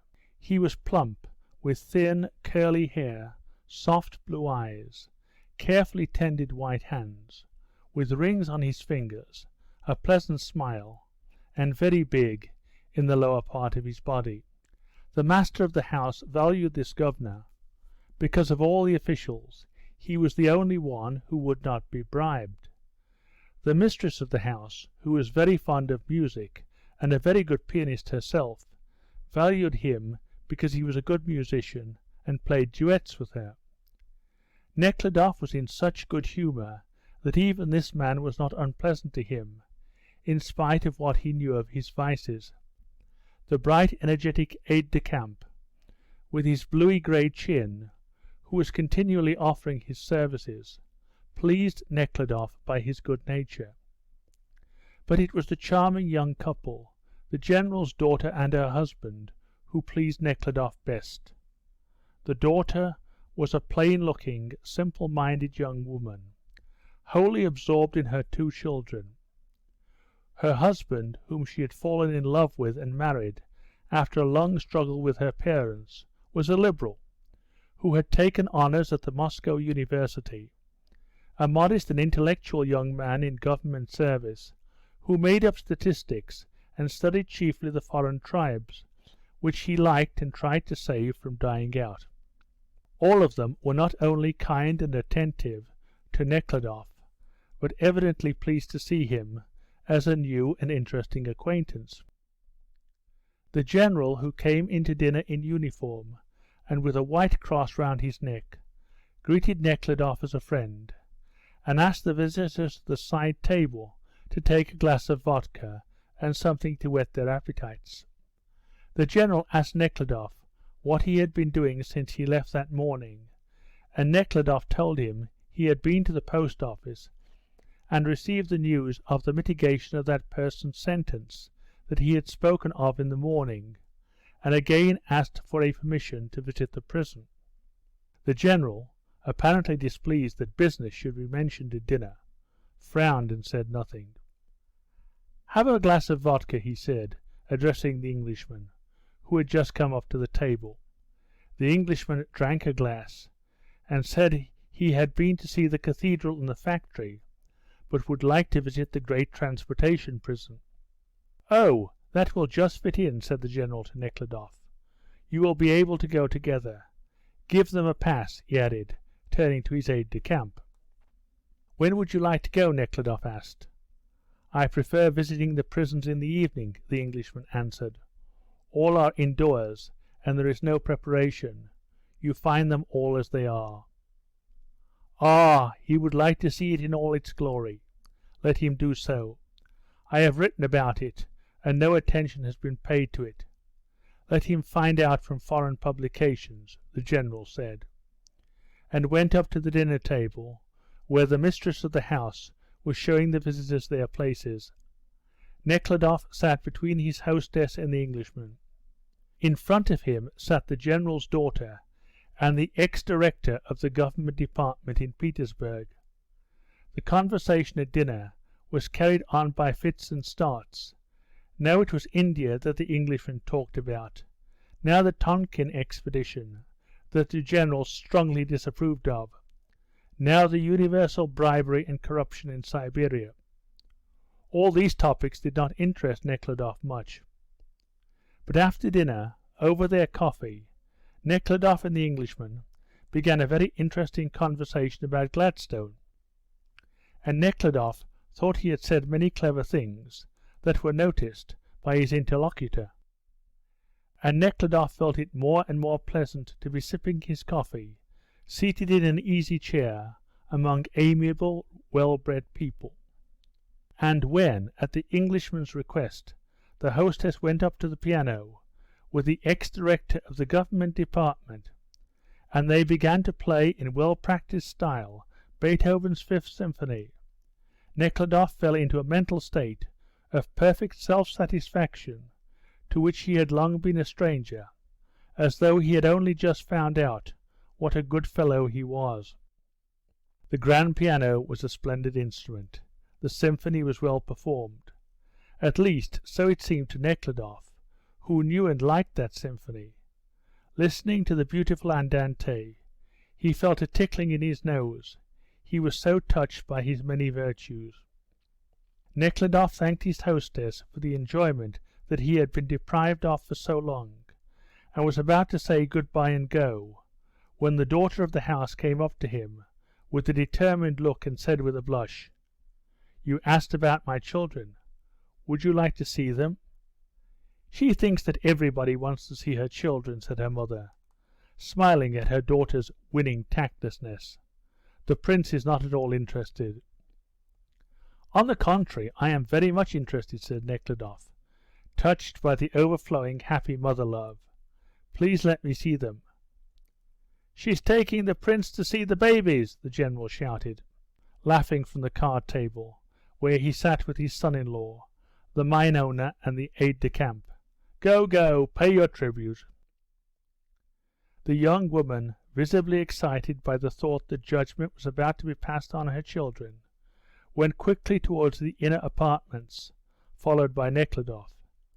In the third, a lofty room, papered with white and lit up by a shaded lamp, stood two small cots, and a nurse with a white cape on her shoulders sat between the cots. She had a kindly, true Siberian face with its high cheekbones. The nurse rose and bowed. The mother stooped over the first cot, in which a 2-year-old little girl lay peacefully sleeping, with her little mouth open and her long curly hair tumbled over the pillow. "This is Katie," said the mother, straightening the white and blue crochet coverlet, from under which a little white foot pushed itself languidly out. "Is she not pretty? She's only 2 years old, you know." "Lovely." "And this is Vasyuk, as grandpapa calls him. Quite a different type. A Siberian, is he not?" "A splendid boy," said Nekhludoff, as he looked at the little fatty lying asleep on his stomach. "Yes," said the mother, with a smile full of meaning. Nekhludoff recalled to his mind chains, shaved heads, fighting debauchery, the dying Kryltzoff, Katusha and the whole of her past, and he began to feel envious and to wish for what he saw here, which now seemed to him pure and refined happiness.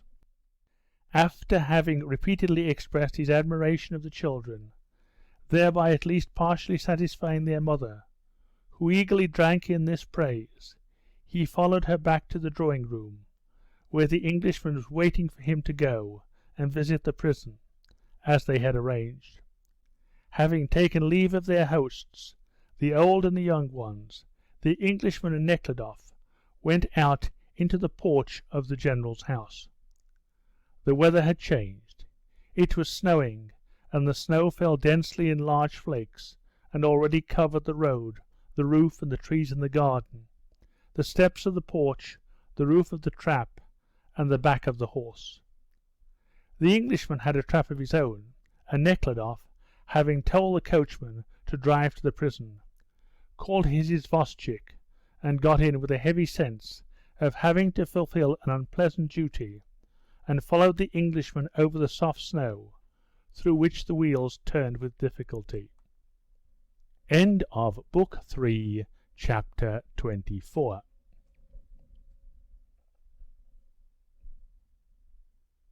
Book 3, Chapter 25, Maslova's Decision. The dismal prison house, with its sentinel and lamp burning under the gateway, produced an even more dismal impression, with its long row of lighted windows, than it had done in the morning, in spite of the white covering that now lay over everything, the porch, the roof, and the walls. The imposing inspector came up to the gate and read the pass that had been given to Nekhludoff and the Englishman, by the light of the lamp, shrugged his fine shoulders in surprise, but, in obedience to the order, asked the visitors to follow him in. He led them through the courtyard, and then in at a door to the right and up a staircase into the office. He offered them a seat and asked what he could do for them, and when he heard that Nekhludoff would like to see Maslova at once, he sent a jailer to fetch her. Then he prepared himself to answer the questions which the Englishman began to put to him, Nekhludoff acting as interpreter. "How many persons is the prison built to hold?" the Englishman asked. "How many are confined in it? How many men? How many women? Children? How many sentenced to the mines? How many exiles? How many sick persons?" Nekhludoff translated the Englishman's and the inspector's words without paying any attention to their meaning, and felt an awkwardness he had not in the least expected at the thought of the impending interview.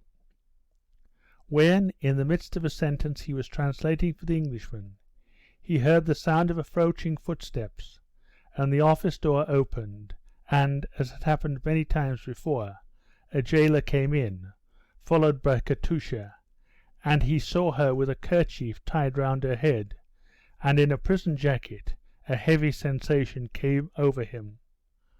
"I wish to live. I want a family, children. I want a human life." These thoughts flashed through his mind as she entered the room with rapid steps and blinking her eyes.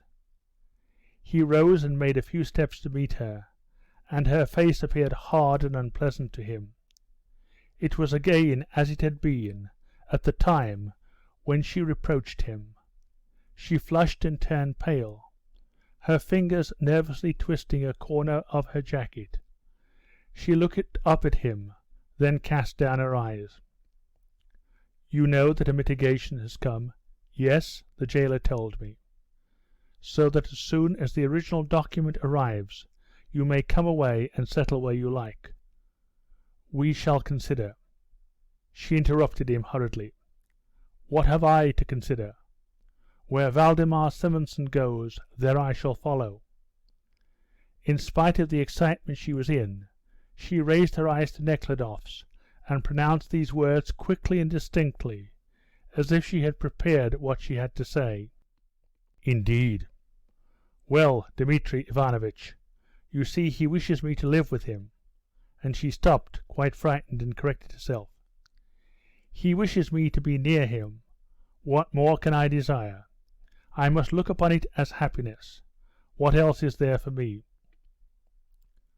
One of two things, thought he. Either she loves Simonson and does not in the least require the sacrifice I imagined I was bringing her, or she still loves me and refuses me for my own sake, and is burning her ships by uniting her fate with Simonson. And Nekhludoff felt ashamed, and knew that he was blushing. "And you yourself, do you love him?" he asked. "Loving or not loving, what does it matter? I have given up all that. And then Valdemar Simonson is quite an exceptional man." "Yes, of course," Nekhludoff began. "He is a splendid man, and I think..." But she again interrupted him, as if afraid that he might say too much, or that she should not say all. "No, Dmitri Ivanovitch, you must forgive me if I am not doing what you wish." And she looked at him with those unfathomable, squinting eyes of hers. "Yes, it evidently must be so. You must live too." She said just what he had been telling himself a few moments before, but he no longer thought so now, and felt very differently. He was not only ashamed, but felt sorry to lose all he was losing with her. "I did not expect this," he said. "Why should you live here and suffer? You have suffered enough."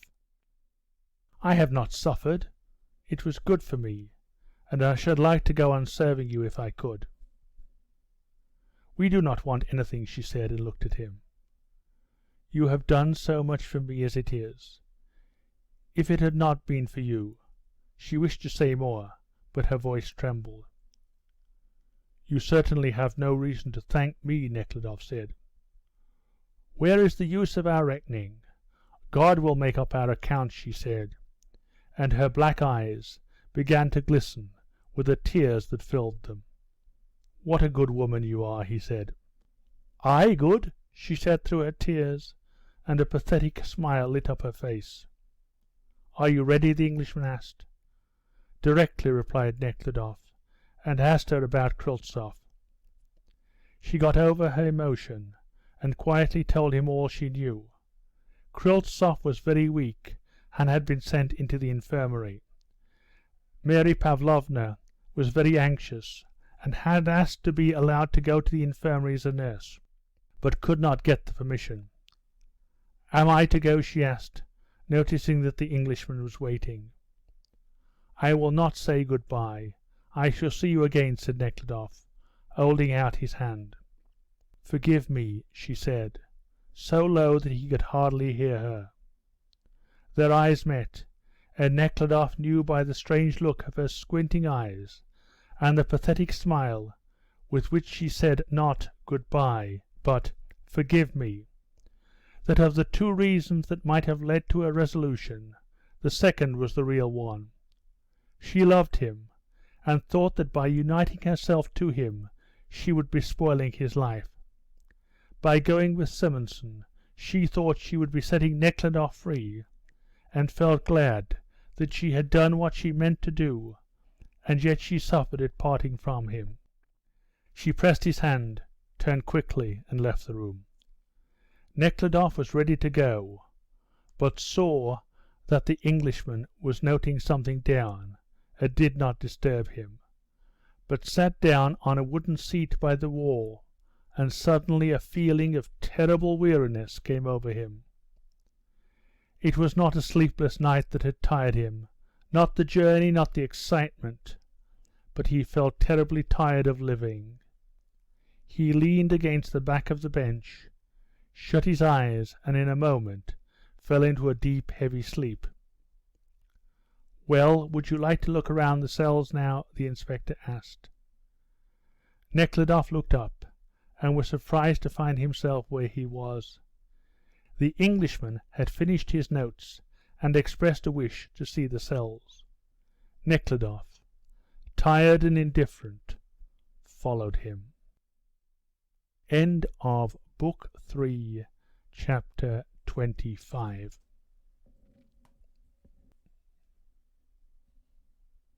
Book 3, Chapter 26. The English Visitor. When they had passed the ante-room and the sickening, stinking corridor, the Englishman and Nekhludoff, accompanied by the inspector, entered the first cell, where those sentenced to hard labour were confined. The beds took up the middle of the cell, and the prisoners were all in bed. There were about 70 of them. When the visitors entered, all the prisoners jumped up and stood beside the beds, excepting two, a young man who was in a state of high fever, and an old man who did nothing but groan. The Englishman asked if the young man had long been ill. The inspector said that he was taken ill in the morning, but that the old man had long been suffering with pains in his stomach, but could not be removed, as the infirmary had been overfilled for a long time. The Englishman shook his head disapprovingly, said he would like to say a few words to these people, asking Nekhludoff to interpret. It turned out that besides studying the places of exile and the prisons of Siberia, The Englishman had another object in view, that of preaching salvation through faith and by the redemption. "Tell them," he said, "that Christ died for them. If they believe in this, they shall be saved." While he spoke, all the prisoners stood silent, with their arms at their sides. "This book, tell them," he continued, "says all about it. Can any of them read?" There were more than 20 who could. The Englishman took several bound testaments out of a handbag, and many strong hands with their hard black nails stretched out from beneath the coarse shirt sleeves towards him. He gave away 2 testaments in this cell. The same thing happened in the second cell. There was the same foul air, the same icon hanging between the windows, the same tub to the left of the door, and they were all lying side by side close to one another, and jumped up in the same manner, and stood stretched full length, with their arms by their sides, all but 3, 2 of whom sat up, and 1 remained lying, and did not even look at the newcomers. These 3 were also ill. The Englishman made the same speech, and again gave away 2 books. In the third room 4 were ill. When the Englishman asked why the sick were not put all together into one cell, the inspector said that they did not wish it themselves, that their diseases were not infectious, and that the medical assistant watched them and attended to them. "He has not set foot here for a fortnight," muttered a voice. The inspector did not say anything, and led the way to the next cell. Again the door was unlocked, and all got up and stood silent. Again the Englishman gave away testaments. It was the same in the 5th and 6th cells, in those to the right and those to the left. From those sentenced to hard labour they went on to the exiles. From the exiles to those evicted by the Commune, and those who followed of their own free will. Everywhere men, cold, hungry, idle, infected, degraded, imprisoned, were shown off like wild beasts. The Englishman, having given away the appointed number of testaments, stopped giving any more, and made no speeches. The oppressing sight, and especially the stifling atmosphere, quelled even his energy, and he went from cell to cell, saying nothing but "all right" to the inspector's remarks about what prisoners there were in each cell. Nekhludoff followed as in a dream, unable either to refuse to go on or to go away, and with the same feelings of weariness and hopelessness. End of Book 3, Chapter 26.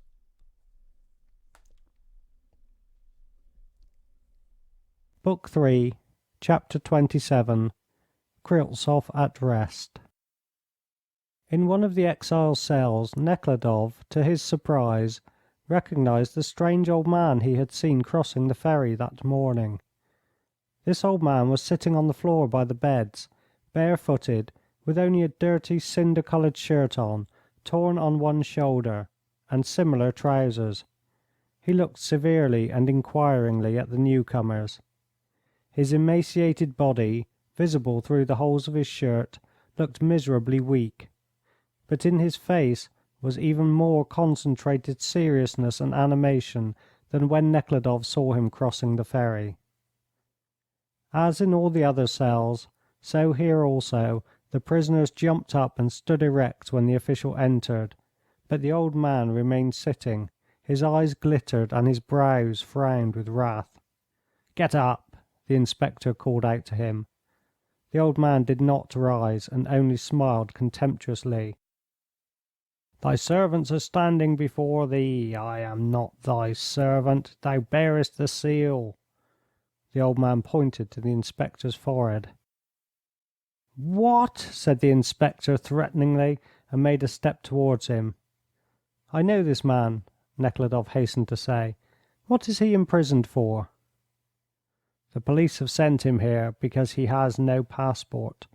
We asked them not to send such, but they will do it," said the inspector, casting an angry side look at the old man. "And so it seems thou, too, art one of the Antichrist's army?" the old man said to Nekhludoff. "No, I am a visitor," said Nekhludoff. "What? Hast thou come to see how Antichrist tortures men? There, look, he has locked them up in a cage, a whole army of them. Men should eat bread in the sweat of their brow. And he has locked them up with no work to do, and feeds them like swine, so that they should turn into beasts." "What is he saying?" asked the Englishman. Nekhludoff told him the old man was blaming the inspector for keeping men imprisoned. "Ask him how he thinks one should treat those who do not keep to the laws," said the Englishman. Nekhludoff translated the question. The old man laughed in a strange manner, showing his teeth. "The laws?" he repeated with contempt. "He first robbed everybody, took all the earth, all the rights away from men, killed all those who were against him, and then wrote laws forbidding robbery and murder. He should have written these laws before." Nekhludoff translated. The Englishman smiled. "Well, anyhow, ask him how one should treat thieves and murderers at present." Nekhludoff again translated his question. "Tell him he should take the seal of Antichrist off himself," the old man said, frowning severely. "Then there will be no thieves and murderers. Tell him so." "He is crazy," said the Englishman, when Nekhludoff had translated the old man's words. And shrugging his shoulders, he left the cell. "Do thy business and leave them alone. Every one for himself. God knows whom to execute, whom to forgive, and we do not know," said the old man. "Every man be his own chief. Then the chiefs will not be wanted. Go, go!" he added, angrily frowning and looking with glittering eyes at Nekhludoff, who lingered in the cell. "Hast thou not looked on long enough how the servants of Antichrist feed lice on men? Go, go!"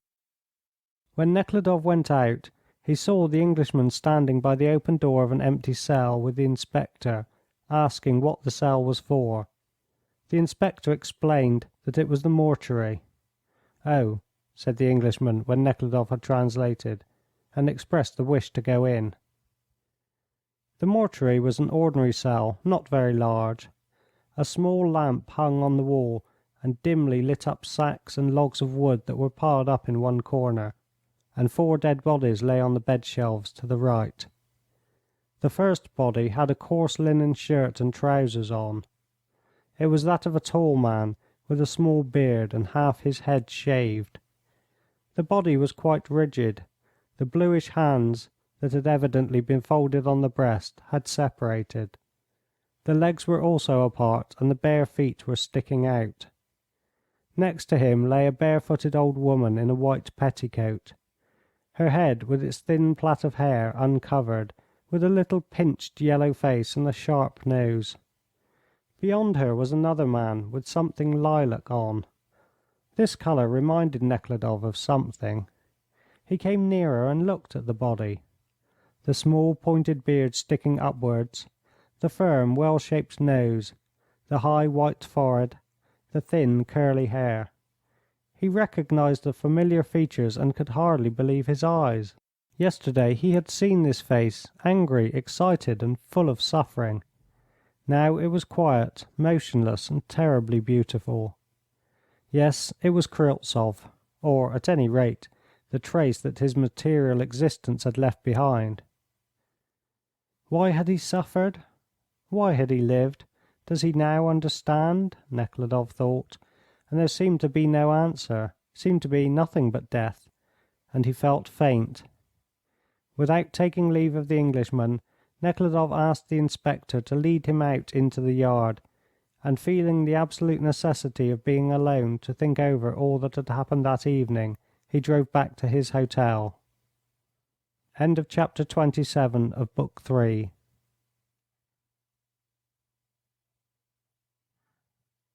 Book 3, chapter 28. A new life dawns for Nekhludoff. Nekhludoff did not go to bed, but went up and down his room for a long time. His business with Katusha was at an end. He was not wanted, and this made him sad and ashamed. His other business was not only unfinished, but troubled him more than ever and demanded his activity. All this horrible evil that he had seen and learned to know lately, and especially today in that awful prison, this evil which had killed that dear Kryltzoff, ruled and was triumphant, and he could foresee possibility of conquering it or even knowing how to conquer it. Those hundreds and thousands of degraded human beings locked up in the noisome prisons by indifferent generals, procureurs, inspectors, rose up in his imagination. He remembered the strange, free old man accusing the officials, and therefore considered mad, and among the corpses the beautiful waxen face of Kryltzoff, who had died in anger. And again the question as to whether he was mad or those who considered they were in their right minds while they committed all these deeds stood before him with renewed force and demanded an answer.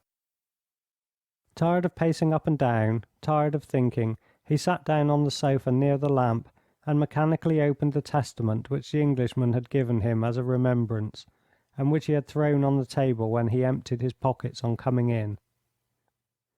It is said one can find an answer to everything here, he thought, and opened the Testament at random and began reading Matthew 18, 1-4. In that hour came the disciples unto Jesus, saying, Who then is greatest in the kingdom of heaven? And he called to him a little child, and set him in the midst of them, and said, Verily I say unto you, except ye turn and become as little children, ye shall in no wise enter into the kingdom of heaven. Whosoever therefore shall humble himself as this little child, the same is the greatest in the kingdom of heaven. Yes, that is true, he said, remembering that he had known the peace and joy of life only when he had humbled himself. And whosoever shall receive one such little child in my name receiveth me. But whoso shall cause one of these little ones to stumble, it is more profitable for him that a great millstone should be hanged about his neck, and that he should be sunk in the depths of the sea. Matthew 18, 5 and 6. What is this for? Whosoever shall receive. Receive where? And what does in my name mean? He asked, feeling that these words did not tell him anything.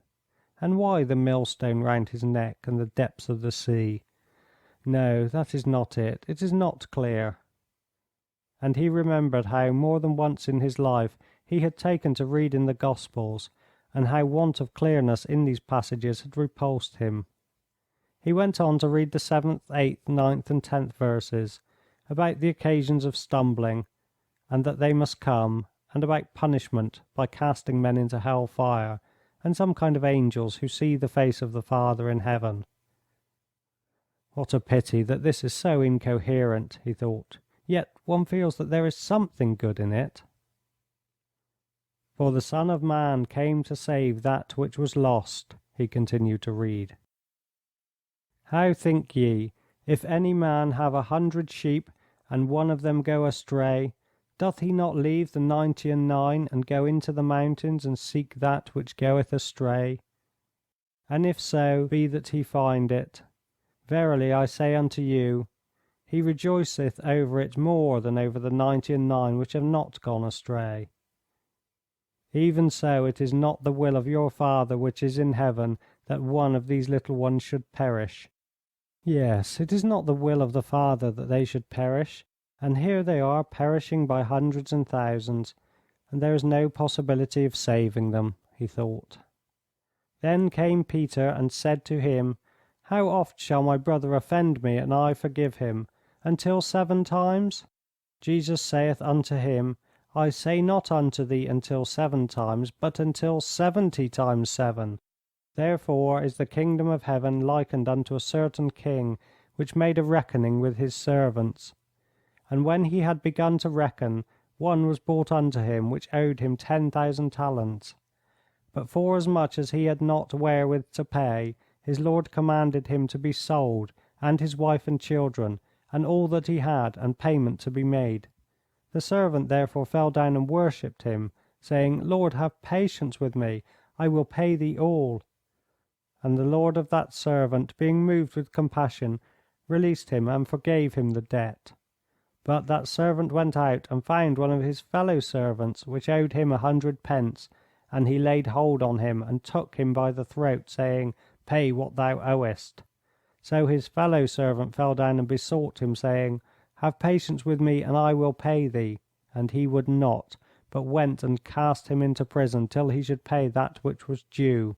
So when his fellow servants saw what was done, they were exceeding sorry, and came and told unto their lord all that was done. Then his lord called him unto him, and saith to him, Thou wicked servant, I forgave thee all that debt because thou besought me. Shouldst not thou also have mercy on thy fellow servant, as I had mercy on thee? And is this all? Nekhludoff suddenly exclaimed aloud, and the inner voice of the whole of his being said, Yes, it is all. And it happened to Nekhludoff as it often happens to men who are living a spiritual life. The thought that seemed strange at first and paradoxical, or even to be only a joke, being confirmed more and more often by life's experience, suddenly appeared as the simplest, truest certainty.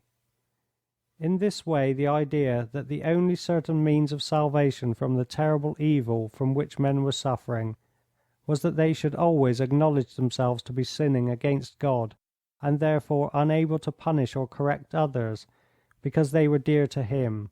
It became clear to him that all the dreadful evil he had been witnessing in prisons and jails, and the quiet self-satisfaction of the perpetrators of this evil, were the consequences of men trying to do what was impossible, trying to correct evil while being evil themselves.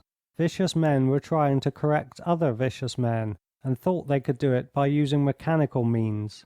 And the only consequence of all this was that the needs and the cupidity of some men induced them to take up this so-called punishment and correction as a profession, and have themselves become utterly corrupt, and go on unceasingly depraving those whom they torment. Now he saw clearly what all the terrors he had seen came from, and what ought to be done to put a stop to them. The answer he could not find was the same that Christ gave to Peter. It was that we should forgive always an infinite number of times, because there are no men who have not sinned themselves, and therefore none can punish or correct others. But surely it cannot be so simple, thought Nekhludoff, and yet he saw with certainty, strange as it had seemed at first, that it was not only a theoretical but also a practical solution of the question. The usual objection, what is one to do with the evildoers? Surely not let them go unpunished, no longer confused him.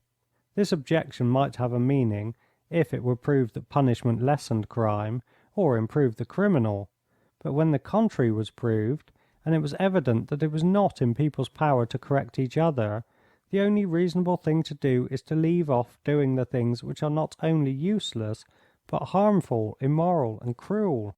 For many centuries people who were considered criminals have been tortured. Well, and have they ceased to exist? No.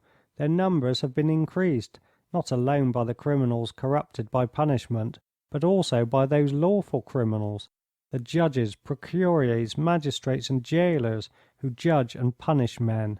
Nekhludoff now understood that society and order in general exist not because of these lawful criminals who judge and punish others, but because in spite of men being thus depraved they still pity and love one another. In hopes of finding a confirmation of this thought in the Gospel, Nekhludoff began reading it from the beginning. When he had read the Sermon on the Mount, which had always touched him, he saw in it for the first time today not beautiful abstract thoughts, setting forth for the most part exaggerated and impossible demands, but simple, clear, practical laws. If these laws were carried out in practice, and this was quite possible, they would establish perfectly new and surprising conditions of social life in which the violence that filled Nekhludoff with such indignation would cease of itself. Not only this, but the greatest blessing that is obtainable to men, the kingdom of heaven on earth, would be established. There were 5 of these laws. The first, Matthew verses 21 to 26, that man should not only do no murder, but not even be angry with his brother, should not consider anyone worthless, Raka, and if he has quarrelled with anyone, he should make it up with him before bringing his gift to God, i.e., before praying. The second, Matthew verses 27 to 32, that man should not only not commit adultery, but should not even seek for enjoyment in a woman's beauty, and if he has once come together with a woman, he should never be faithless to her. The third, Matthew 33 to 37, that man should never bind himself by oath. The fourth, Matthew 38 to 42, that man should not only not demand an eye for an eye, but when struck on one cheek should hold out the other, should forgive an offence and bear it humbly, and never refuse the service others demand of him. The fifth, Matthew 43 to 48, that man should not only not hate his enemy and not fight him, but love him, help him, serve him. Nekhludoff sat staring at the lamp, and his heart stood still. Recalling the monstrous confusion of the life we lead, he distinctly saw what that life could be if men were brought up to obey these rules, and rapture such as he had not long felt filled his soul, just as if after long days of weariness and suffering he had suddenly found ease and freedom. He did not sleep all night, and as it happens to many and many a man who reads the Gospels, he understood for the first time the full meaning of the words read so often before but passed by unnoticed. He imbibed all these necessary, important, and joyful revelations as a sponge imbibes water, and all he read seemed so familiar and seemed to confirm, to form into a conception, what he had known long ago, but had never realized and never quite believed. Now he realized and believed it, and not only realized and believed that if men would obey these laws they would obtain the highest blessing they can attain to, he also realized and believed that the only duty of every man is to fulfill these laws, that in this lies the only reasonable meaning of life, that every stepping aside from these laws is a mistake which is immediately followed by retribution. This flowed from the whole of the teaching, and was most strongly and clearly illustrated in the parable of the vineyard. The husbandman imagined that the vineyard in which they were sent to work for their master was their own, that all that was in was made for them, and that their business was to enjoy life in this vineyard, forgetting the master and killing all those who reminded them of his existence. Are we not doing the same, Nekhludoff thought, when we imagine ourselves to be masters of our lives, and that life is given us for enjoyment? This evidently is an incongruity. We were sent here by someone's will and for some reason, and we have concluded that we live only for our own joy, and of course we feel unhappy, as labourers do when not fulfilling their master's orders. The master's will is expressed in these commandments. If men will only fulfil these laws, the kingdom of heaven will be established on earth, and men will receive the greatest good that they can attain to. Seek ye first the kingdom and his righteousness, and all these things shall be added unto you. And so here it is, the business of my life. Scarcely have I finished one, and another has commenced. And a perfectly new life dawned that night for Nekhludoff, not because he had entered into new conditions of life, but because everything he did after that night had a new and quite different significance than before. How this new period of his life will end, time alone will prove. End of chapter 28, and the end of Book 3 of Resurrection by Leo Tolstoy. Translated by Louise Mauld.